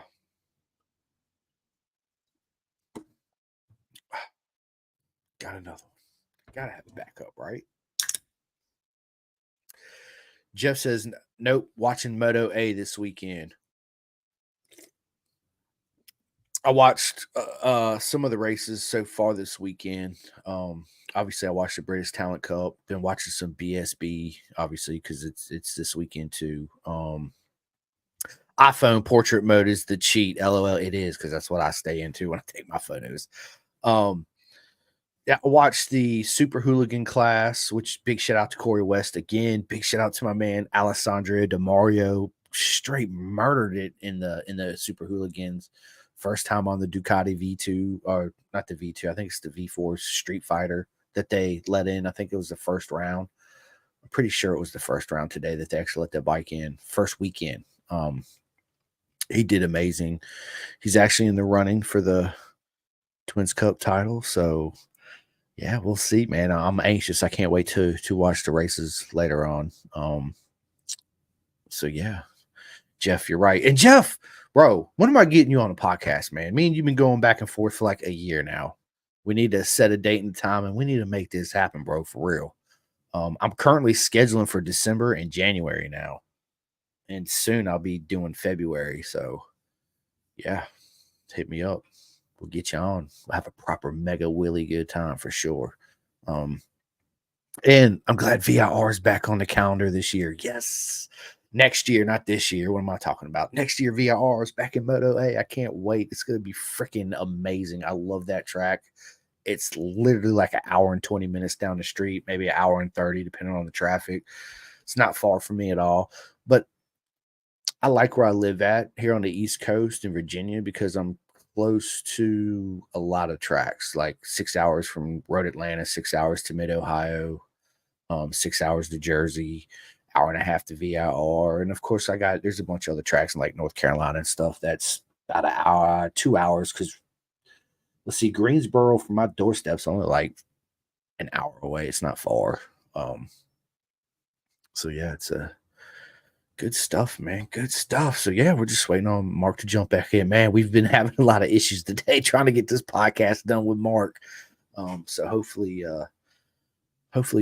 we can figure it out and get it done at Mid Ohio. Back again. Loved learning club racing that this year. Hopefully they run stock 1000 there next year. Yeah, Jeff, listen, that was the first time I went to Mid Ohio. Was this year too. Obviously I hadn't been on the track. I do plan on doing a track day there, but I watched it for years in AMA, right? Love the track, like the layout. The layout's really good layout too. But Mid Ohio was the only thing I didn't like about Mid Ohio was the way they had both pits gated off. That's so unlike Moto America, right? It's Moto America. I'm so used to everything just being wide open. But yeah, it is. It's so much fun. It's a great layout. It is absolutely, Jeff. Me and Jeff was just sitting here talking about Mid Ohio and the layout and the repave and all that good stuff. I wish I could. Sorry again. That one was me. I trying to fiddle with cords and I unplugged stuff. I knocked water on me. I had to change my shirt real quick. You struggling today, boy? Man, there's a friend of a couple at the track that I really like. They're super nice. They've helped me a lot too. Rob and Diana Troms, and I just got a sticker from them and had to throw it on their team struggle bus. And I dude, that is so cool for everything that's been going on with me lately. So struggle bus. So we'll try this again. Sorry. Yeah, that dude, no worries, bro. It happens to me too. It's part of the game we play again, right? So I'll tell you what, Mark, what I'll do is I'll do my best at trying to edit all the kind of when you kept cutting in and out and coming back. I'll do my best. If I can't get it down to where it's like satisfactory to push it out everywhere, we'll just do a retake of this and just run it back and no worries. That's life, man. It is. But I want to, when I do, if I can't edit it, because Podbean will let me edit and StreamYard will let me edit too, but I'm not very good at it. But I'll sit down, I'll figure it. I'll try to crop it and chop it and play it and see if it's actually smooth. If not, I just shoot you a text or call you and say, hey man, we got to rerun this podcast. And if that is the case, because as soon as I end this, I'm gonna start working on it. Well, I got to go to the grocery store. Then when I come home, I'm gonna start working on it, and I will let you know today if I can get it done. Figuring the whole thing out, trying to get it cut to where it's actually going to sound decent, right? Yep. If not, what we'll do is we can rerun it tomorrow if you're available, or Tuesday, one day this week. Even though I have some already pre-scheduled because I'm booked up till. Well, I'm almost done filling in for December, and I'm working on January now. So, usually thank you, man. It's an absolute honor, Mark. It really is, dude. But when I have issues like this, or we have issues like this, because it happens, what I do is I'll slide you in ASAP. Even if I got to sit down and do 2 podcasts in one day, I'll make it happen, right? Just to stay on schedule and all that good stuff. But yeah, no worries, man. Like I said, it's life. We're here, we're in this together, and we'll figure it out together, right? That's a saying that my buddy says, and I absolutely love that saying. We're in this together and we'll figure it out together. Oh, that's great. That's so much better than it is what it is. So it is, man. That one drives me nuts sometimes. I mean, it is what it is, but that one drives me nuts sometimes. But yeah, we're all in this together. But yeah, no, Jeff Tate, man, he's probably one of the nicest guys. I'm gonna say that about everybody I've met has been that way. But Jeff is super helpful, and he's extremely smart with everything he does. But yeah, he's another really fast guy, and he did his first MA Super Stock 1000 or Stock 1000 this year at Barber. So yeah, Jeff's been tremendous. Oh, Jeff's amazing. We've been friends for a while. Obviously on Facebook, we've done a couple phone calls together. I've been trying to get him on the podcast, Jeff, like I just got done saying, but we'll make that happen. Yeah, Jeff's amazing. I all my friends there. I love every single one of my friends that race. Every single one of you guys and girls are legends. You two included, Mark, right? All the determination, all the effort. People don't understand that. You know, they show up to the races or the club race, or one of their buddies will bring them, and they just walk around the pits. They see everybody in leathers with these logos on them, and they assume that you make all this money and all this shit. Right. I paid the podcast. That was probably one of my biggest misconceptions was sponsorship. Right. When I first thought, I thought you guys sponsored that that company sponsored you, they provided to, which is, I mean, that's rare. So, which I get, the contingency thing. If you're not doing that well, then I get that. Also, the social media thing, the way that is nowadays. Like, the more followers you have, the more you're advertising. So it's nice. So, because I mean, you're still I wouldn't be able to do it without my sponsors. That's for sure. It's just like I don't know how to do it without them, honestly. But yeah, that's a huge misconception. Oh, this guy's paid by them. Everything's free. All that stuff. It's just not the case. I mean, we're paying to play. Most of us are. Every club guy is for sure. Even some of the pros that Moto America, they've got other jobs. So. I would say 85% of Moto America is paying to play. 100%. There's very few people that are actually making a living road racing motors. It's not like it was back in the day when we had the full factories and the cigarette sponsorships and Mlad and them were making $5 million a season, and not even close. I heard stories of club race guys like $250,000 doing, you just bounce around the country doing club races, chasing the money. Yep. Chasing and I'm like, the money. Dude, that's to make $250K racing a motorcycle, even at club level. I love racing. It doesn't matter what. It's like that's a darn good living, and you're having a blast doing it. Doing what you love to do. Absolutely. Yeah. Right now I'm excited. If I get $250, I'm like, woohoo, it's half down on a new set of tires. I can't even cover my tires. Yeah. Oh gosh, man. Dude, don't even get me started on that. Right. I had no idea what all was involved with that stuff either. The best way it was put, I told one of my instructors, my first instructor, "Oh, you're gonna try racing, huh?" I'm like, yeah. Like, well, so get your wallet out. Like, it's time to pay for tires. That's fun. So, it's tire bills. And so this year, Dunlop I got Dunlop sponsored. I don't know how Brother I was able to get it, but their support has been absolutely phenomenal. When I say I couldn't have done a season without their support, I couldn't have done a season without just amazing. And then Derek Stickboy, one of their swapping my tires for me, changed them. I'm not rep, and he's been I go out there without thinking about anything with the tire, just knowing, okay, he told me the pressures to use, and just he knows what's going on, and I can just send it. Don't worry about it. Come in, tell him, show him whatever. If there is something going on, they'll tell me what to do with pressures, or if it's a suspension issue, we'll talk to thermosman or something. And yeah, Dunlop. Super stoked I could get it's a regional championship. So, yeah. Oh, for sure. You're actually cutting in and out. Like I can't. Oh, I'm sorry. I can barely hear you. Can you hear me now? Yeah, I can hear you a lot better now. Yeah. All right. I'll just lean forward. I'm relaxing too much, I guess. It's all good, buddy. It's all good. Jeff says it's a whole lifestyle, man, on and off the track. We always think about motorcycles. It is. Obviously, I mean, you see my room. Every piece of clothes I have, but maybe this is no bullshit. 99.9% of my wardrobe is motorcycle related.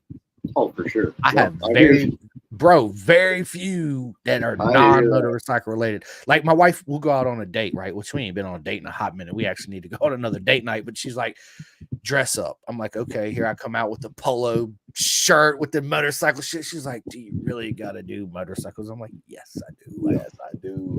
I got to. Because if I didn't have them, it wouldn't be me, right? Oh, man. Wouldn't be happy. Oh, yeah. It's that. And we it's escape. It's for sure. Like it's one of those things where you don't think about it, especially racing. Like you're out there in the moment, Even the whole day, I don't can tell you what's going on there. Like I don't shoot. There's no trouble. So I went down this last round. Transmission on the truck went again this year, second year in a row, which has been awesome. But yeah, so I'm down racing, and I've got a broken truck rack on that. I didn't even think about it, honestly, until I got home and saw it. Like, oh yeah, truck's broken. Like we Forgot about that. Yeah, that's a huge thing in life. Like I got to use to get to and from work. Like, which there again, like unfortunately, Shelly's been huge, and I haven't had to worry about the truck. She's always stepped up and had a truck for me when mine's been down, so I've been able to get that. That's priceless right there too. So yeah, but things like that, like it leaves your mind. You're not thinking about anything other than what's going on that weekend. But then the camaraderie that you're with everybody, like, it's awesome. It's awesome. Yeah. It is. It's so good. It's such our sport and the camaraderie and the people love each other so much that example, if you transmission went out on your truck at the track, guarantee there'd be at least 5 people underneath that truck helping you take it out and get another one and fix it so you can get home. No questions asked. They might never even met you. They'll be like, dude, I got you. Let's do it. Right. It's bro, it's nothing like it. That's why I tell people it's you got to me and you can sit here and talk about it all day, but in order for people to realize it, you got to be there, feel the energy, feel the love. It is absolutely amazing. And we got another legend in the house, Philip Hart. Oh man, what is Phillip up, bro? He said, "What's up, my guys? What is up, my man?" Philip has been another one who's been a huge help, especially going down south where my whole crew back home, the Crash Bandicoots, they're if they went to a national round, they would be down there, but they didn't do a ton of that. Eric Smith, I would see him at Cycle Jam. They would be at GNF and do barber and whatnot, but so I didn't really have a whole lot down there as far as back home track people. And Philip he's taken me under his wing. He's made me part of his team and had me run some endurance with him. Actually going to run GNF endurance with him again this year. So yeah, Philip, I can't say a good thing about Philip. And he's fast. Fast is just super fast. So yeah, his whole family, everything about it, their team, like just heart racing. They're amazing. Yeah, I can't wait to get down there and actually meet Philip and Brennan Triplet and all my other buddies down there. You know, get to finally meet his kids and his wife and his dad and his mechanic.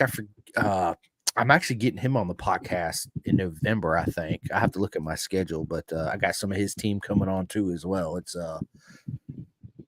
one thing that I love doing, obviously, is podcasting, Mark, but I love to get everybody on and involved, right? Not just the racers, right? The parents, the dads, and talk about the struggles and the real cost of taking your boys racing, and the mechanics and the danger engineer guys and the guys that just change the tires. Because as a whole, if we're missing one piece of the puzzle, we're not racing.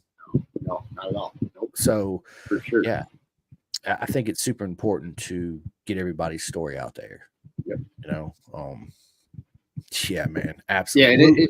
Yeah, and you talk about missing a piece of puzzle and that's the thing. Like everybody sees the racer on the bike out there racing, doing the thing, but they have no idea. Like you couldn't do it without everybody. Like, I mean, I know I couldn't. There's no way. Even Deegan, watched a Gypsy Tales podcast with him, and he was talking about some guy called him, tell him great job or whatnot, and he's like, dude, thank you. He's like, we wouldn't be here without you. He's like, dude, I swapped some tires 5 years ago for your boy.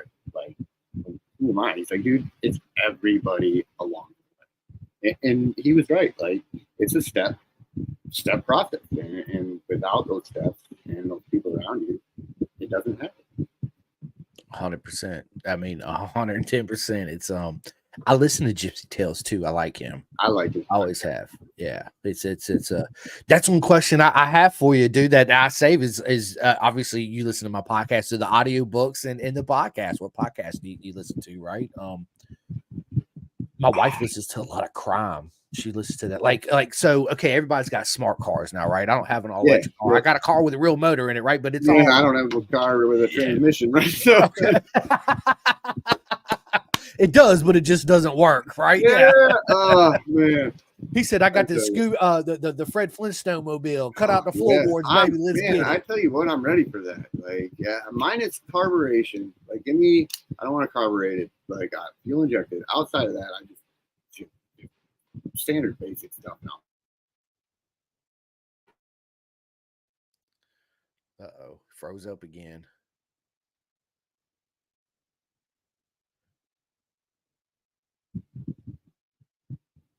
You there?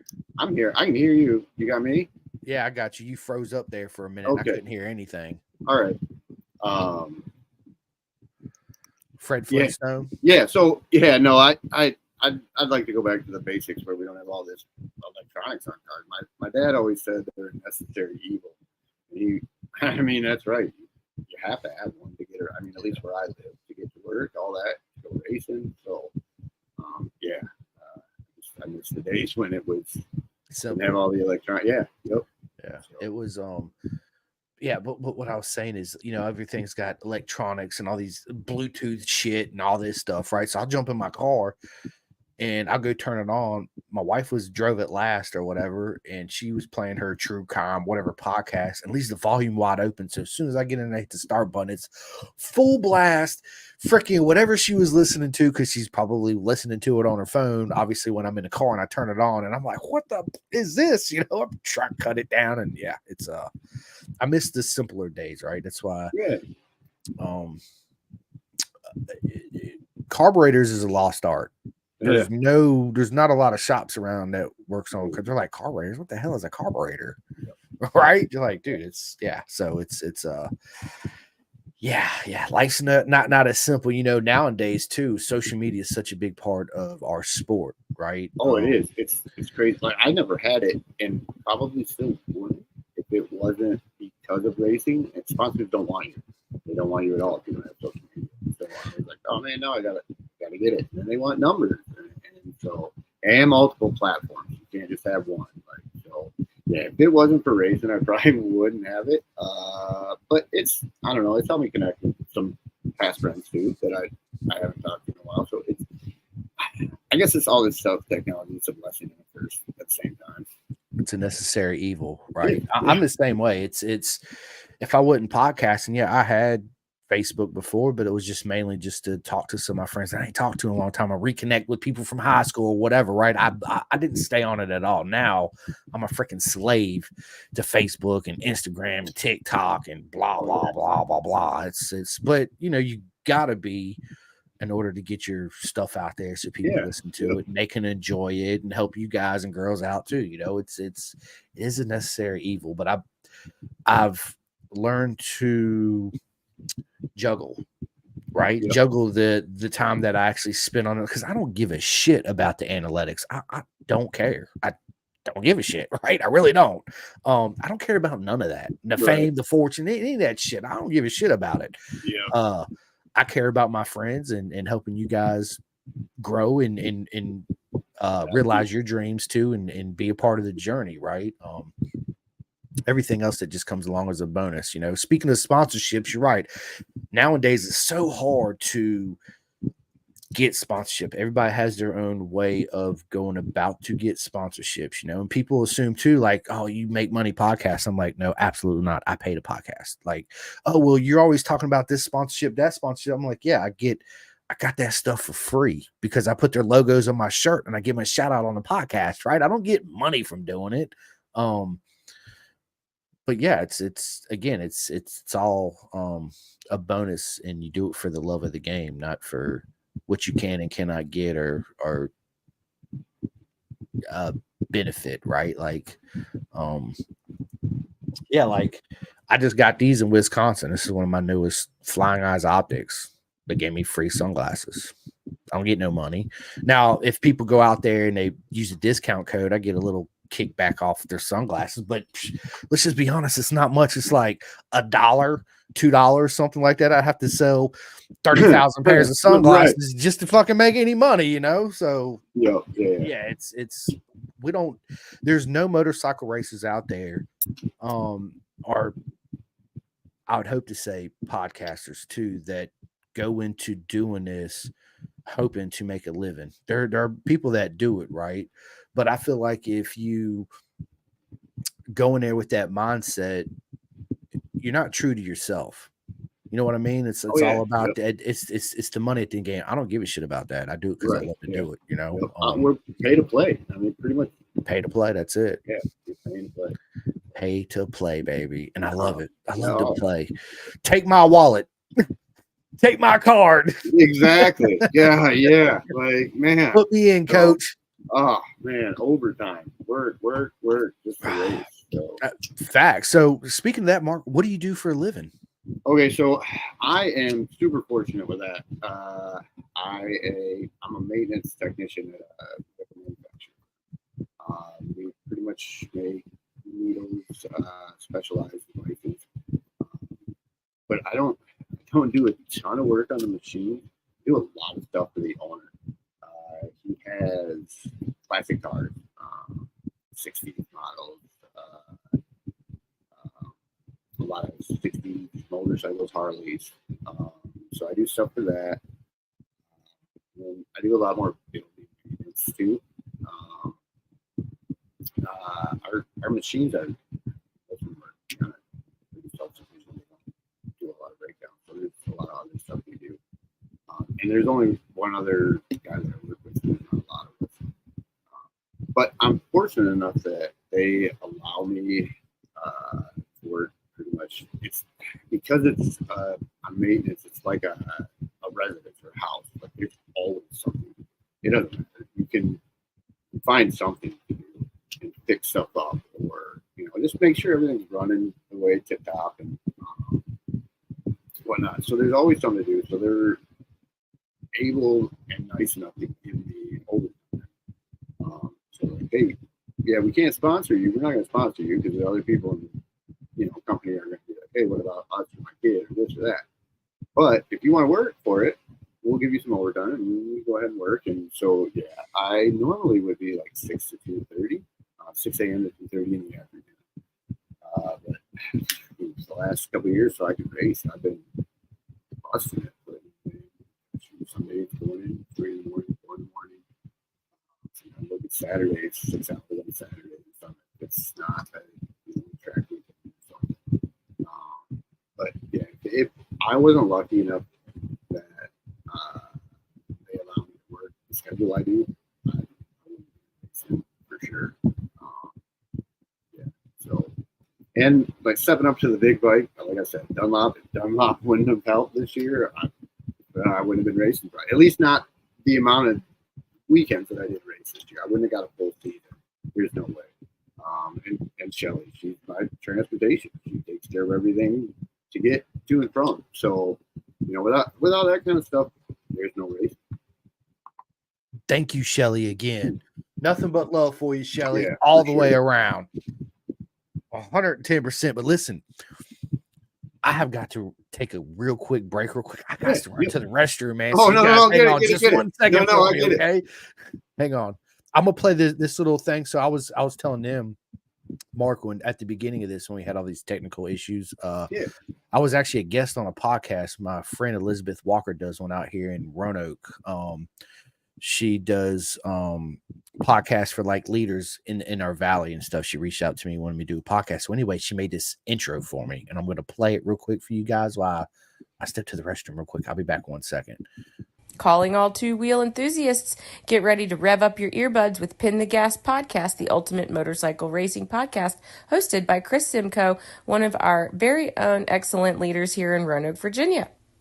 With expert analysis, behind-the-scenes stories, and exclusive writer interviews, Pin the Gas Podcast delivers the adrenaline rush of the racetrack straight to your ears.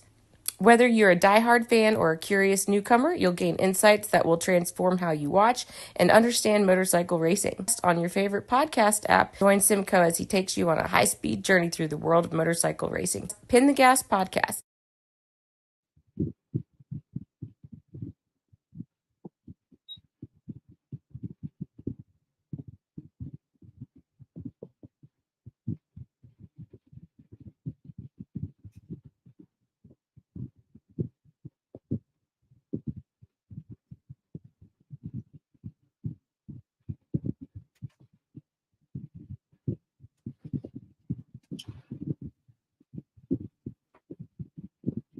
Sorry about that. No, you're good. Yeah. Yeah, that's like me running on road trips, man. I remember being younger in college, trying to go wherever, and it just boom, we would go nonstop, And now I'm like, shit, I don't do that caffeine hits me, and I've got to stop every hour and a half. It takes me I take an hour and a half extra on each trip just for that. And stop every hour. It makes the trip a lot longer too. Yeah, I'm bad at that too. It does. So. Yeah, but I only drink water. I don't drink soda. I don't drink a lot of tea. I barely drink tea, to be honest with you. I do drink coffee in the morning, but it's 1 cup. Yeah, I'm not a big soda drinker at all. I'll take a sip every blue. This is no bullshit. You ask my wife and my son. I might drink 3 or 4 sips of soda a year, maybe every 2 years. I'll be like, let me get a sip of that. Oh man, that's amazing. I wish well, I got ADHD, so I didn't grow up. I don't take Adderall or Ritalin or any of that shit. My parents were like, hell no, we're not putting them on that medicine. So they cut all that shit out, right? Yes, for birthdays, and I still got sugar, cereals, and all that. But now, since my body's not used to it, I can literally take a sip of soda or sweet tea, and like 2 minutes later, I have got to go to the bathroom. Like now, there's no holding it. It's you gotta go. So yeah, man, it's stuff's bad for you. I try to stay away from a lot of processed sugars and all that snazzy jazz. Which brings me to the point. Chef Eats. Have you had Chef Eats yet, bro? I have not. I am so picky. Like, bro, I am so picky. So I contacted them because I was like, okay, I don't like that. I don't like that. Like, can I piece these? I want to take these meals, and I want to make all 3 of these meals one meal. But I don't want these out of these meals. Like, and so they don't customize yet. And I'm just really picky. I can see that. As soon as we can't substitute this, we can't substitute that. I was like, oh, all right, well, when I start to not be so picky, it is. It seems so much easier at the track. Meals don't need to go, especially the way you're paying, man. I probably wouldn't eat if I didn't have somebody there making food for me. Shelly, thank you again. Exactly. Yep. So, yeah. I wish I wasn't so picky because it makes everything easier that way. Listen, all you gotta do is bring a microwave. You ain't got charcoal, gas grill, none of that shit. Bring a microwave, throw it in there, 3 minutes, 30 seconds. But for those of us that ain't that picky, chefeats.com. It's amazing food. I'm absolutely in love with Chef Eats. And listen, again, I say it all the time. No, I don't get paid by Chef Eats. No, I don't get. I listen. Jeff is a good friend of mine, and same thing with Bison. Right? I never asked for any of this. I just want to see my friends go to grow and become whatever it is that they want to become, whatever level they see themselves envision at. I want to be part of that journey, and by me doing this, giving everybody a shout out, that's how I help them out, right? But I eat Chef Eats, and it's absolutely amazing. The last thing I got, Mark, was he sent me a tortellini Philly cheesesteak. Oh my god, it was so freaking good, man. It's amazing. So you're super picky. So you're like my son in a way. My son's just like straight chicken nuggets, a salad with homemade ranch. He don't eat French fries. Shit, he just started eating macaroni and cheese not too long ago. Oh man, I'll smash the mac and cheese. Right? I'll tear mac and cheese up. He's getting to the point now where like I'm not forcing him. I'm like, dude, you got to try this. And he's like, holy shit, Dad, this is really good. I'm like, I told you, man, broaden that horizon, baby. Yeah. Yeah, it's yeah, I got friends that are playing jam. We'll go out to eat or get on a motorcycle ride to the lake, go to the I forget Mangoes, I think is what it's called. And they ordered plain everything. I'm like, well, how are you gonna order a burger with just buns and meat? Like, Yeah, I couldn't do that. I've got to have stuff on for sure. What's the point of even eating? Like, what? I Yeah, don't. yeah, yeah. I mean, I'm no like Chicago style hot dog.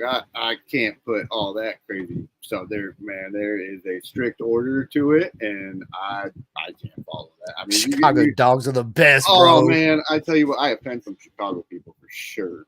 So, yeah, I'll just grab a hot dog, I'll throw it on the grill, get it good, toast the bun a little bit, throw it on there, put some ketchup on there, take some crushed up barbecue chips, sprinkle it on there, and I'm happy. You know what's funny about me is the only time I eat ketchup, I don't put it on my burgers, I don't put it on my hot dogs, I don't put it on anything. The only time I eat ketchup is with French fries, and Okay, yeah, yep. that's it. I'm more of if I do like a burger or something, I'm a little bit of mayonnaise, a little bit of mustard, jalapenos, gotta have some onions on there, right? Yeah, grilled onions, all that good stuff. And I love a Chicago dog. No, I'm not offended, Mark, but man, Chicago classic dog. Are you kidding me right now with the sport peppers and the relish and the tomatoes and the pickles? They're making me hungry. The owner of the company I work for, he's got like a car museum basically next door. He's got a diner, and he is about like he's from Chicago, so everything in there as far as eating, you're gonna have a Chicago dog. And he has a laminated instruction list on how you prepare it. And everything has to be ordered for it. Like you can't find what you need for it in the local grocery stores. No. Everything gets ordered and shipped to work, and then and actually, it's my Shelly's in charge of taking care of all that. I have to cook all of it for him every time that he needs it done. But yeah, no, and that's when I'm like, what is this? I'm like, oh, dude, I can't eat with him.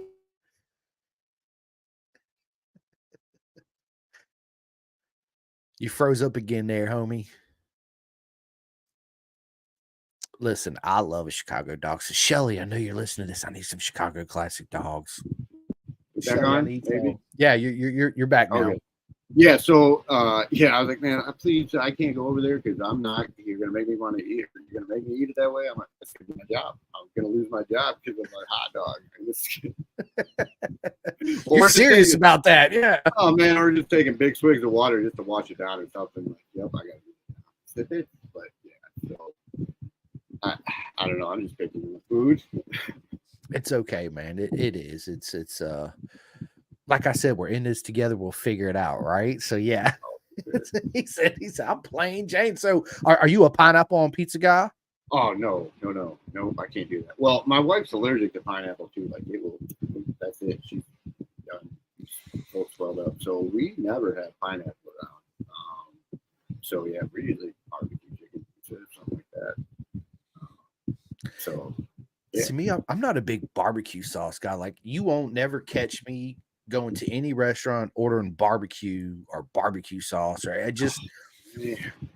I found one that I have been eating lately. It's a hot honey barbecue sauce. Of course, with me, it's got to be spicy. I love spicy shit, right? So, and I think the main reason why I like it so much is because it is spicy, but it don't really taste like barbecue sauce, right? So I think that's why it's just something about the barbecue sauce. And I love sweet and tangy stuff. It's just I don't fucking know what it is. I just don't really care for it, right?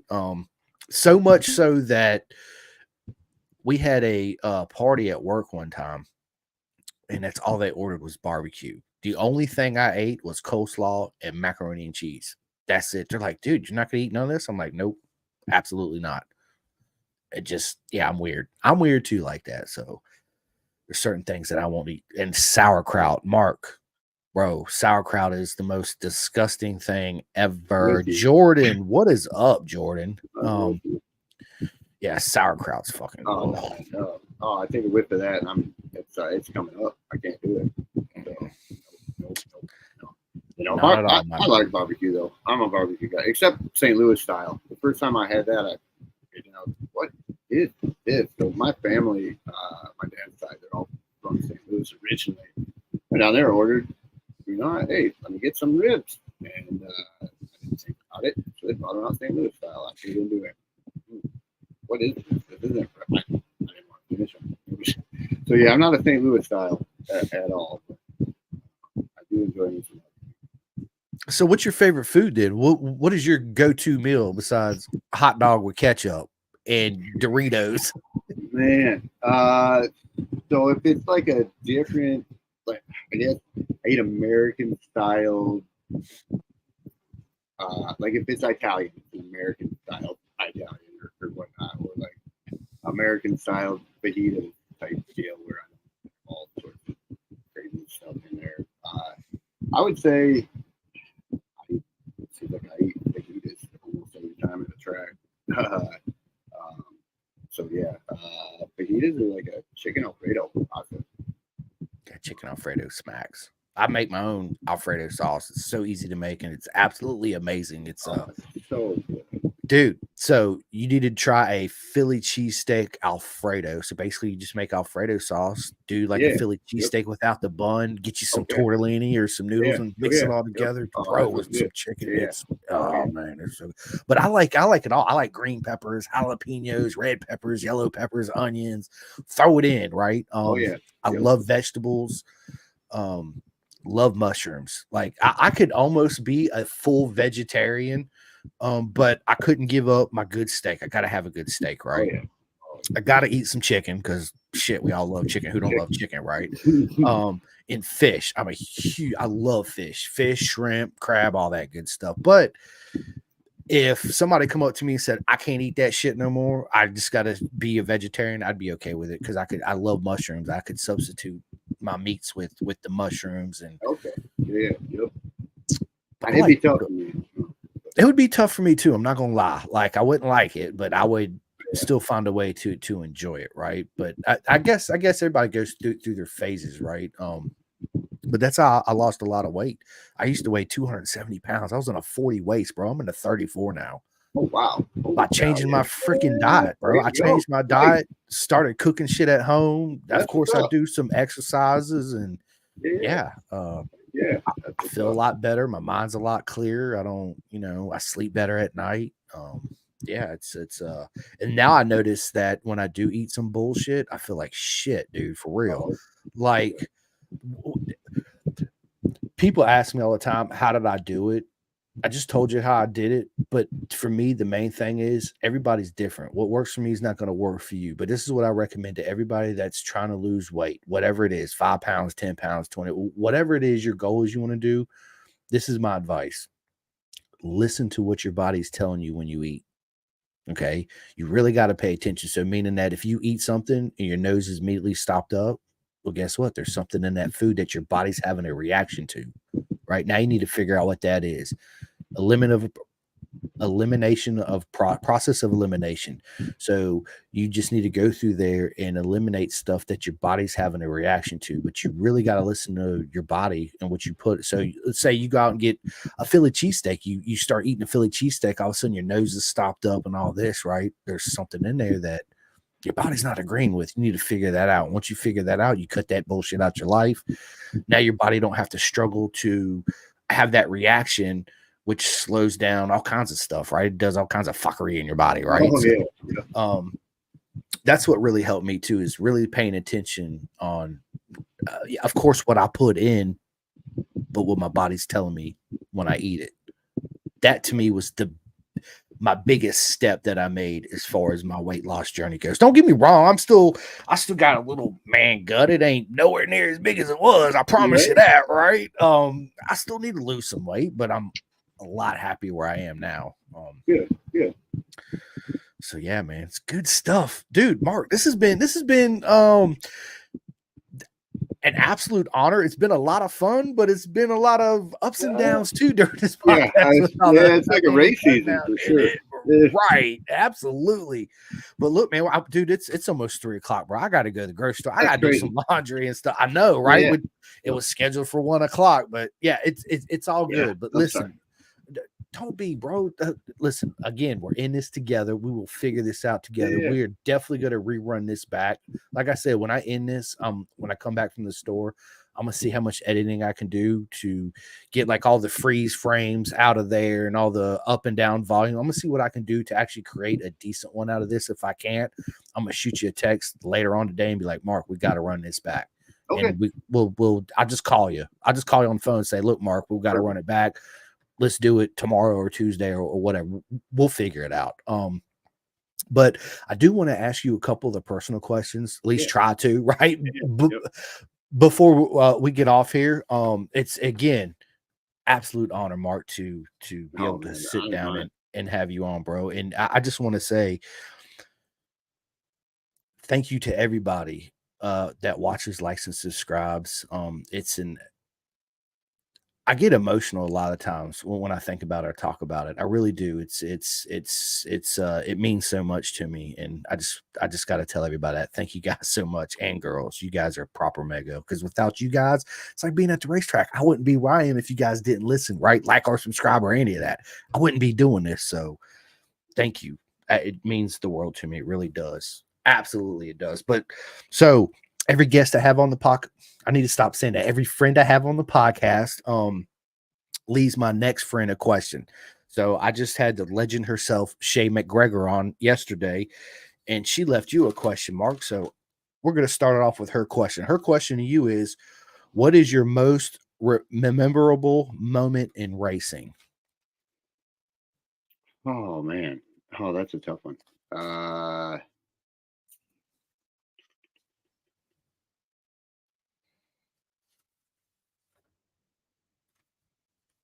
And he froze up again. There's so many things that just like that hit you.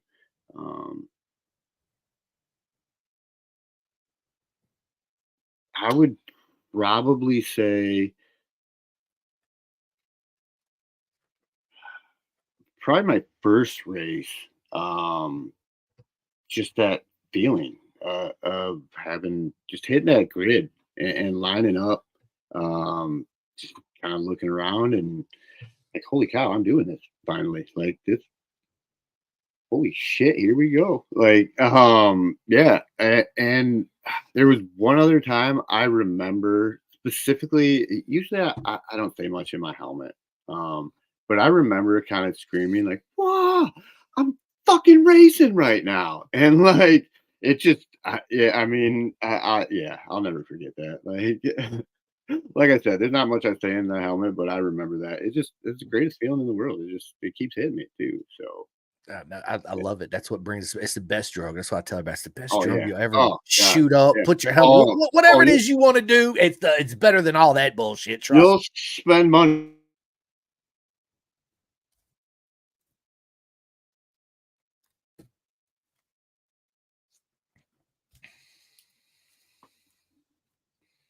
You there? Yeah, you got me. All right. Yeah. I lost you there for a second. Yeah. What we were saying is best drug in the world, hands down, Sure. 110%. Oh yeah. Let me ask you this: if you had your own team, I keep it simple because that's a broad question. If you had your own Moto America race team, let's say Superbike, so Mark Holden has his own Superbike team. What manufacturer are you going to have? And what's the two present riders currently in Moto America you would put on your bikes? Oh man. Oh, that's tough. I would say right now, probably a BMW, or a Ducati, just because they're at the top right now. It seems like BMW's kind of motors, kind of you don't know what's going to happen there. They can go or they might run. So, but their power, and it seems like they're starting to get the handling down on them quite a bit too. Oh man, I don't. And I've seen what Hayden Gillum's done and what Jeffrey Tate does on his Triple R. So I would, I guess I'd have to say that try a BMW.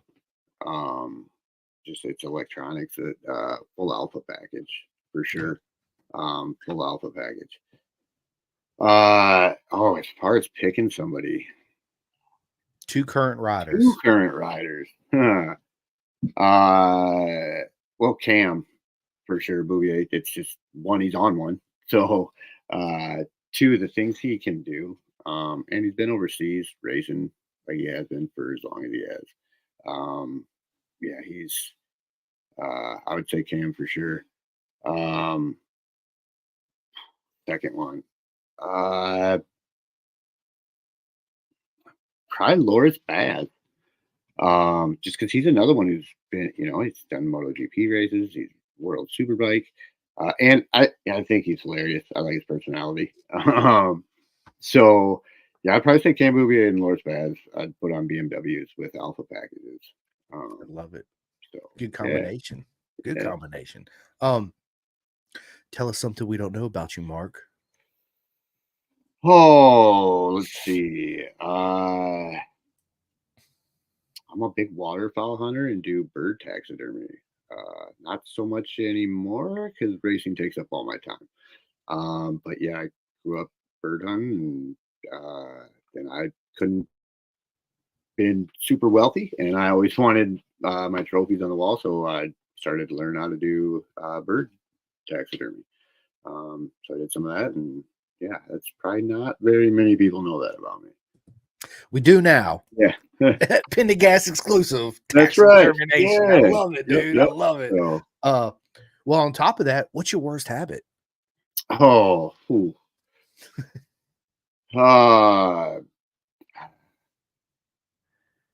shoot, man, that's another putting me on the spot. I would have said chewing tobacco, but my doctor told me I would never be able to quit that because I was doing about a can and a half a day.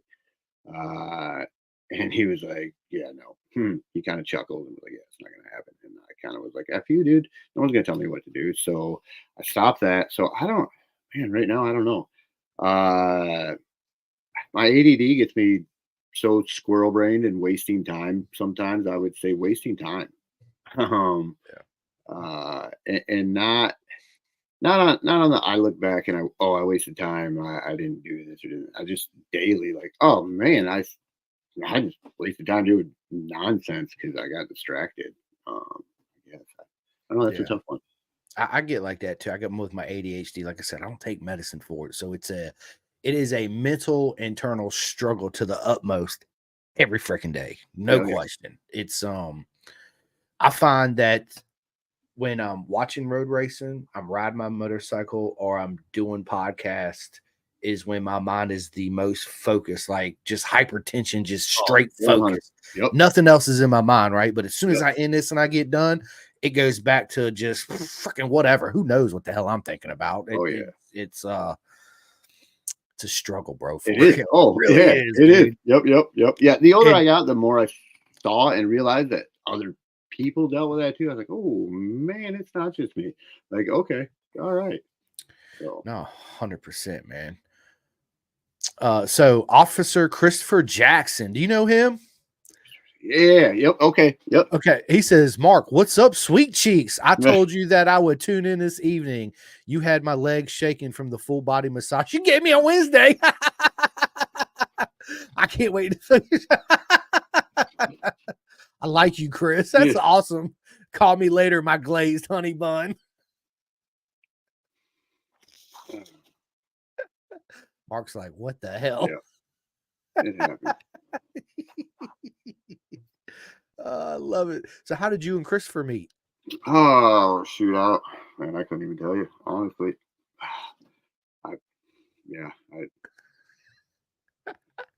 Chris, that was great. That was absolutely great. Hey, we're all friends. We can talk. Oh, yeah. That's what it's about, and if you can't make fun of yourself, bro, then something's not right. I make fun of myself all the time. There's no question. So books, obviously, I listen to a lot of audio books. Is that something you do too? Do you listen to any audio books or read? So I don't, but I probably should. My wife is huge into. She'll probably be the first one I listen to. She just finished 2 books and she's going to be published soon. So, huge shout out to that. That's a huge accomplishment to her. She's been It was kind of one of those things where it was like, just do it. You just kind of pushing her, trying to reassure that it's something you can do. And she just kind of surprised me one day and was like, "Hey, I'm going to get published." And then came back like, "Hey, they want to split it into 2 books, so I'm getting 2." So I haven't really listened to anything. It's the only time I read is manuals, stuff like I that. was How gonna to say shop manuals, yeah. yeah, how to Absolutely. learn, stuff like that. So I would say my wife's gonna be my first audiobook that I listen to. It's gonna be out in audiobook format too? I'm hoping so. We're waiting to see what all Yeah. happens. So I don't know. I try to stay out of it and just keep encouraging her I and feel say, you, hey, dude. I can never do anything like that. I don't know how she does it. It's amazing. So everything she does, the support she gives me, taking care of the kids, so I can go. I mean, she's rarely at the track. She knows how to ride. She's been on track. We used to street ride all the time. But she sucks it up, takes it for the team. She stays at home, transports our kids that need to be transported, takes care of our younger kids, takes care of the animals, watches the house. Without her and my kids being understanding and the help she gives, it again, I wouldn't be her. She's definitely my biggest support. So yeah, so hopefully we get all sorts of stuff, and she does crazy things with her book and whatnot, and yeah, so wishing all the success for that one. But yeah, that'll be the first one. Oh, yeah. So big shout out to your wife. What's your first name? Stephanie. Stephanie. Big shout out to Stephanie Holden. Congratulations on your book. I cannot wait to listen to it if it's on audio. I'm not a big reader, shop manuals, but if I Yep, read the yeah, book, man, I fall asleep. I ain't gonna lie. That's why I listen to audiobooks, obviously. But for yep. those out there that do listen to audiobooks, this is the one I'm currently listening to is Jensen Button, the F1 driver. Oh yeah. I listen to, it depends. Star Wars books. My buddy Philip Hart turned me on to Thrawn, which I hadn't started yet, but I will start Star Wars. Because I'm a Star Wars nerd. He is too, obviously. Oh yeah. But yeah, I listen to I like listening to autobiographies of people in sports, right? The best one so far, and I've listened to, you name it, if it's an audiobook form, I got it and I've listened to it. John Hopkins Leathered is by far, hands down, the best audio motorcycle book I've ever heard, because you don't leave nothing on the table. Because when you listen to an audiobook, let's just be real, you don't know what's 100% genuine and what's not, right? John Hopkins lays it all. He's talking about being a Oh man, pillhead, an his alcoholic, life. smoking weed before getting on the MotoGP. I was like, That's what? Like, crazy. His bro, life is just, I mean, I'm so glad he's been able to turn around and stay involved and do the things he's done, because he kind of had issues himself with causing his career to go the way it did. But yeah, that's life. That's how we live and learn. And he turned his shit around and he's back at it. And he seems to be happy and being successful at what he's doing. And yeah, that's another thing you said. Like he's an open book. He'll tell you, dude. Like I partied, man. Like you know, I screwed up. So. Yeah, no, I'm definitely that. I'll have to listen to that one. I didn't realize Mark, he had that one out there. you got to, man. I'm telling you, dude, when you driving to the track, man, throw in the audiobook, listen to it, or you're at work, you're driving to work or whatever, man, throw it Yep, in, dude. for You'll sure. be like, because I'm always like, okay, one more chapter. Next thing I know, it's fucking 2 o'clock in the morning. Because myself, I gotta be at work at 6 a.m. I work 10-hour days, 4 days a Yeah. week. So I'm fortunate enough that I have Fridays, Saturdays, and Sundays, which is perfect, because if I have a podcast on Friday, I'm not like no rush to come home and do this, do that. I can wake up and do what I got to do. If I don't have a podcast scheduled on Friday, then go ride my RC51, and I ain't got to answer to nobody. I just get on it and do me, baby. You know what I'm Yep, yep. saying? Oh, for So sure. yeah, it's good stuff, man. So podcast, do you listen to any podcast? So yours and Gypsy Tales. That's about it. And then the other maintenance guy I work with, he's got one with his wife. He's a musician. She's a musician too. Um, but they have Michigan Murders and Ink podcast where they go over Michigan artists and a Michigan murder that happened, and they have a podcast about that, different ones each episode. So Oh, that's uh, cool. yeah, so that and Gypsy Tale. I mean, Gypsy Tales, between you and Gypsy Tales, you got everybody knows those two podcasts, like so for sure. Yep.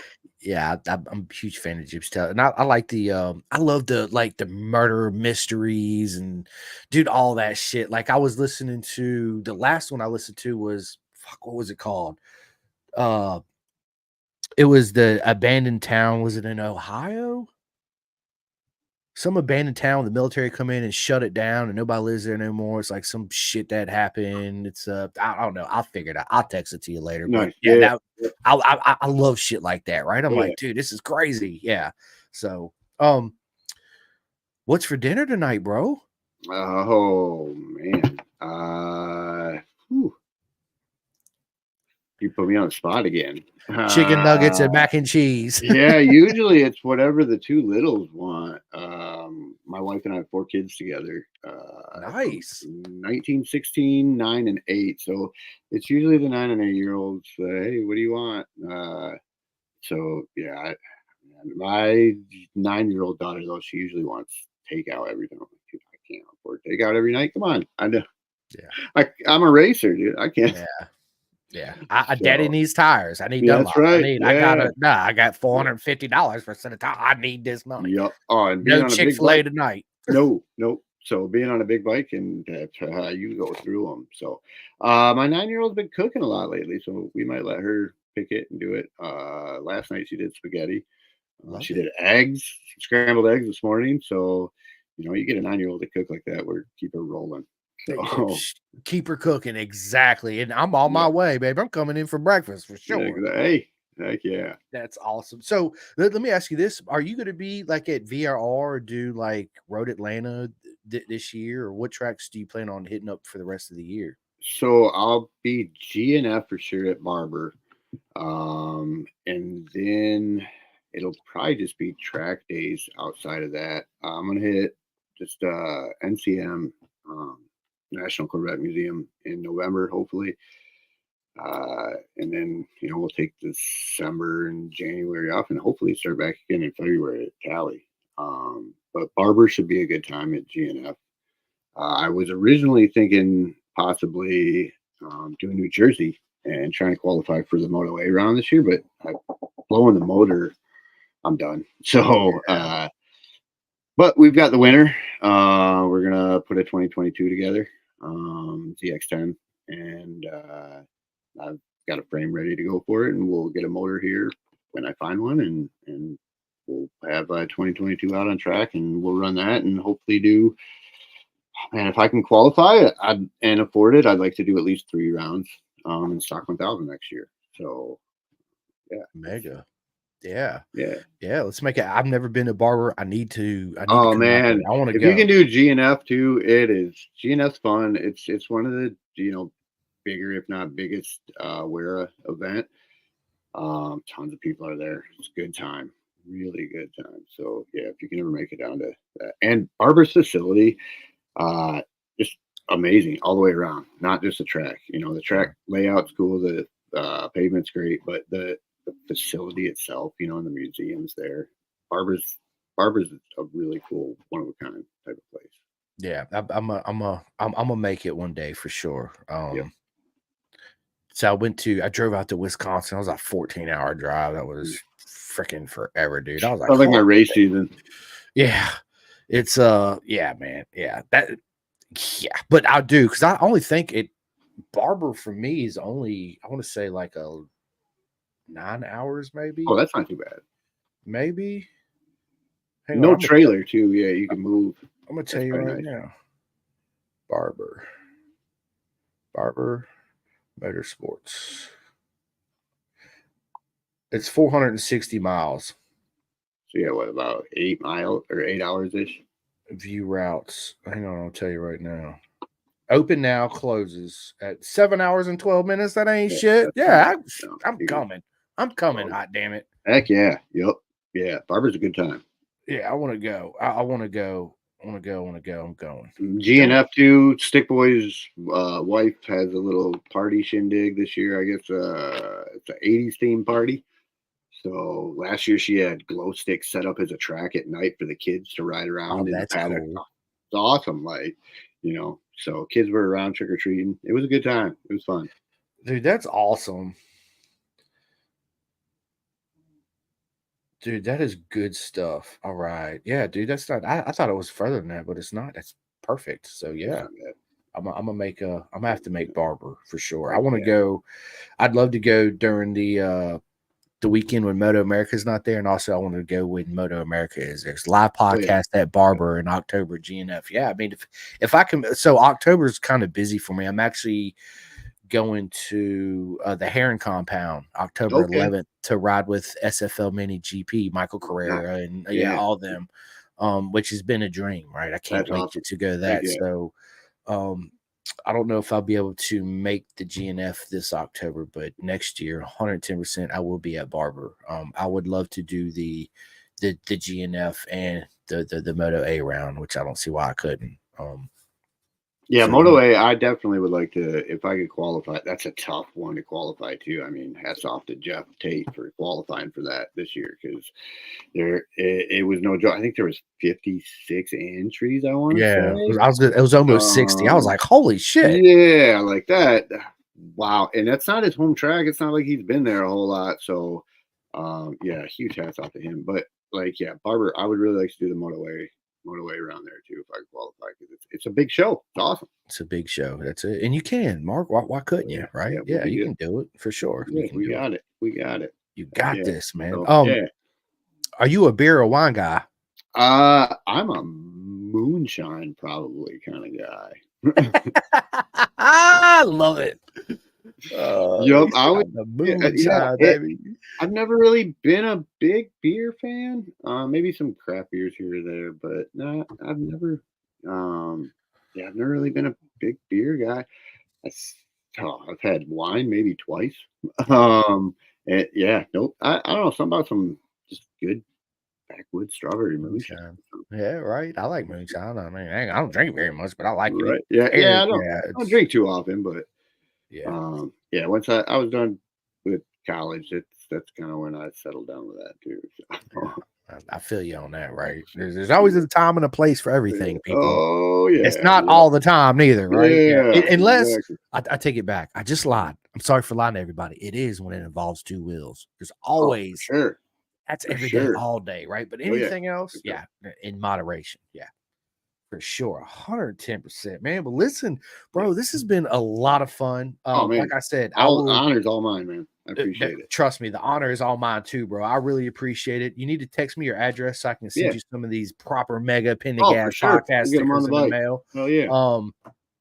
And when I end this, I'm gonna go to the store. When I come back, Mark, like I said, I'll do my best to cut out what I can and save the podcast as much. If not, dude, we'll just redo it tomorrow or someday, one day.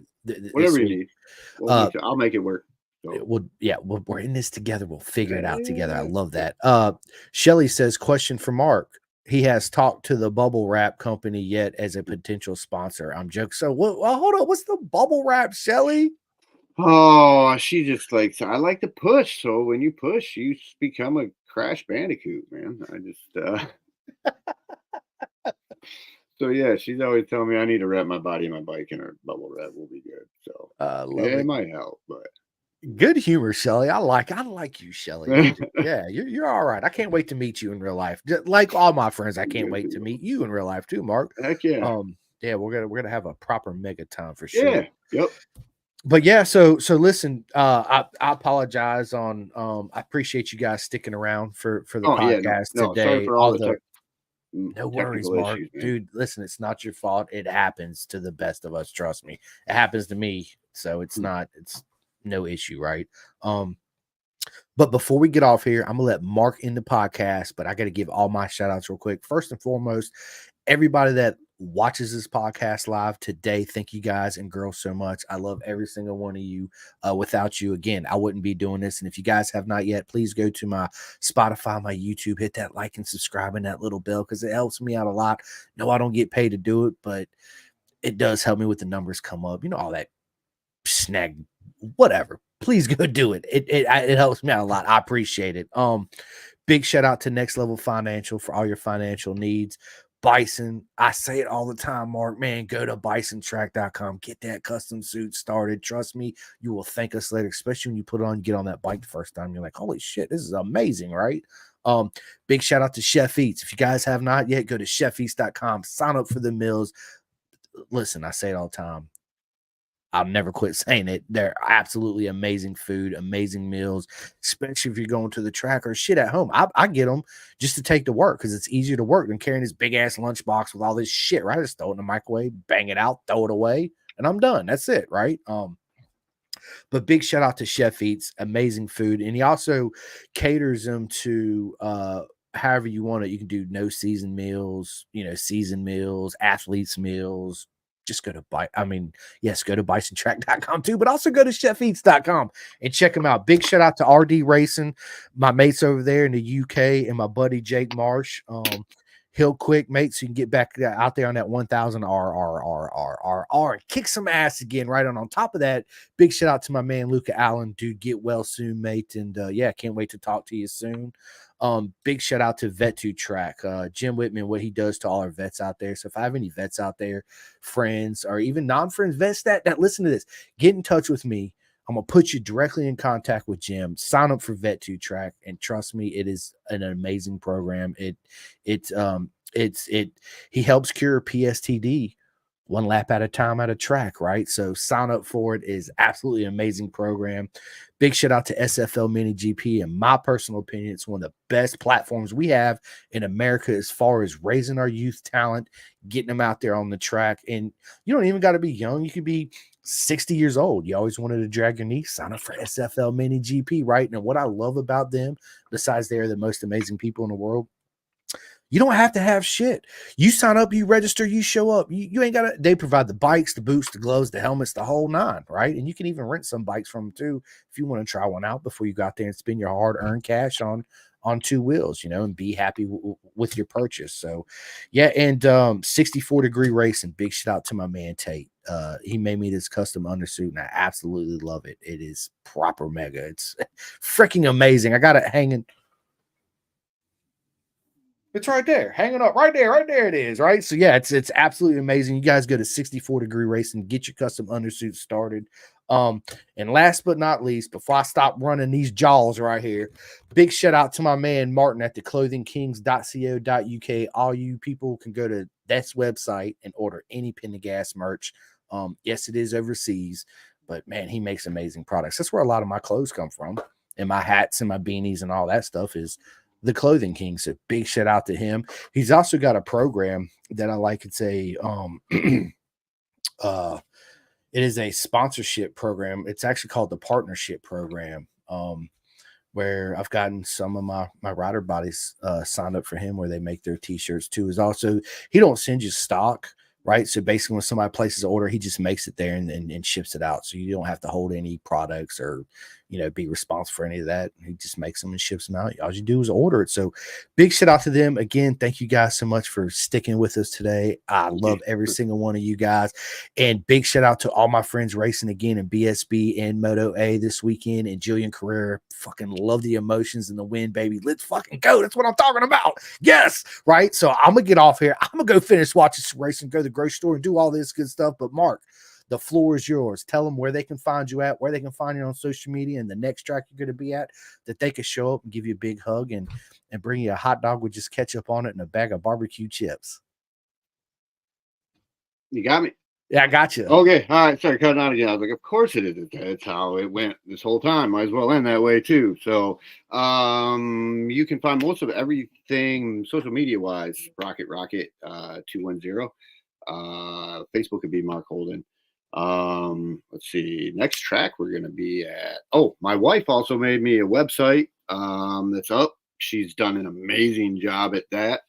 We're gonna try to get gear up soon. It's not up, or merch up soon. It's not up. It's we're working on that. But she's done an amazing job with that. That's actually at sprocketrocket.com. And then next track I'll be at will be next weekend, Grattan, which is my home track. I'll be instructing with Sport Bike Track Time. So anybody wants to come out, learn how to ride, or join us because you already know how to ride, just want to ride, come on out. And then next race will be GNF in October at Barber. So that's a great one. Whether you're racing or not, it's a fun one to go to. So that's about it for the next couple ones. I love it, man. I love it. Dude, that's something that many people tell me I need to get my own website. I have no idea how to do a website. Dude, my wife is amazing with that stuff. And yeah, it's so nice. Like I've gone on there and I was like, this is mine. This is me. What? No way. And I was just on there, I don't know, 2 days ago. I was like, okay, now I really need to get merch rolling. It's one of those things you're like, oh, who am I? Who's gonna want it? But I need to get that up and rolling, and everything should be complete then. So I feel the same way about myself and my merch. I'm like, ain't nobody gonna want no Pin the Gas stickers or t-shirts. And long and behold, again, thank you guys so much. I fucking love it. Every time I get them in, dude, they sell out. So it's I can't say it enough. I love every single one of you, and without you, I wouldn't be here. Mark wouldn't be able to do what he's doing. Nope. Nobody else would too. So Shelly, Rachel, Officer Christopher Jackson, Philip Hart, all my friends that tuned in and watched. Thank you guys so much, and girls. It means everything to me. It really does. And we will see you guys soon. And before I end this, ladies and gentlemen, it was an absolute honor to sit down with the legend himself. Honor was all Mark mine. Holden. Thank you, Chris. I appreciate it. Thank you, everybody else, for tuning in. Thank you. Thank you, bro. Absolutely.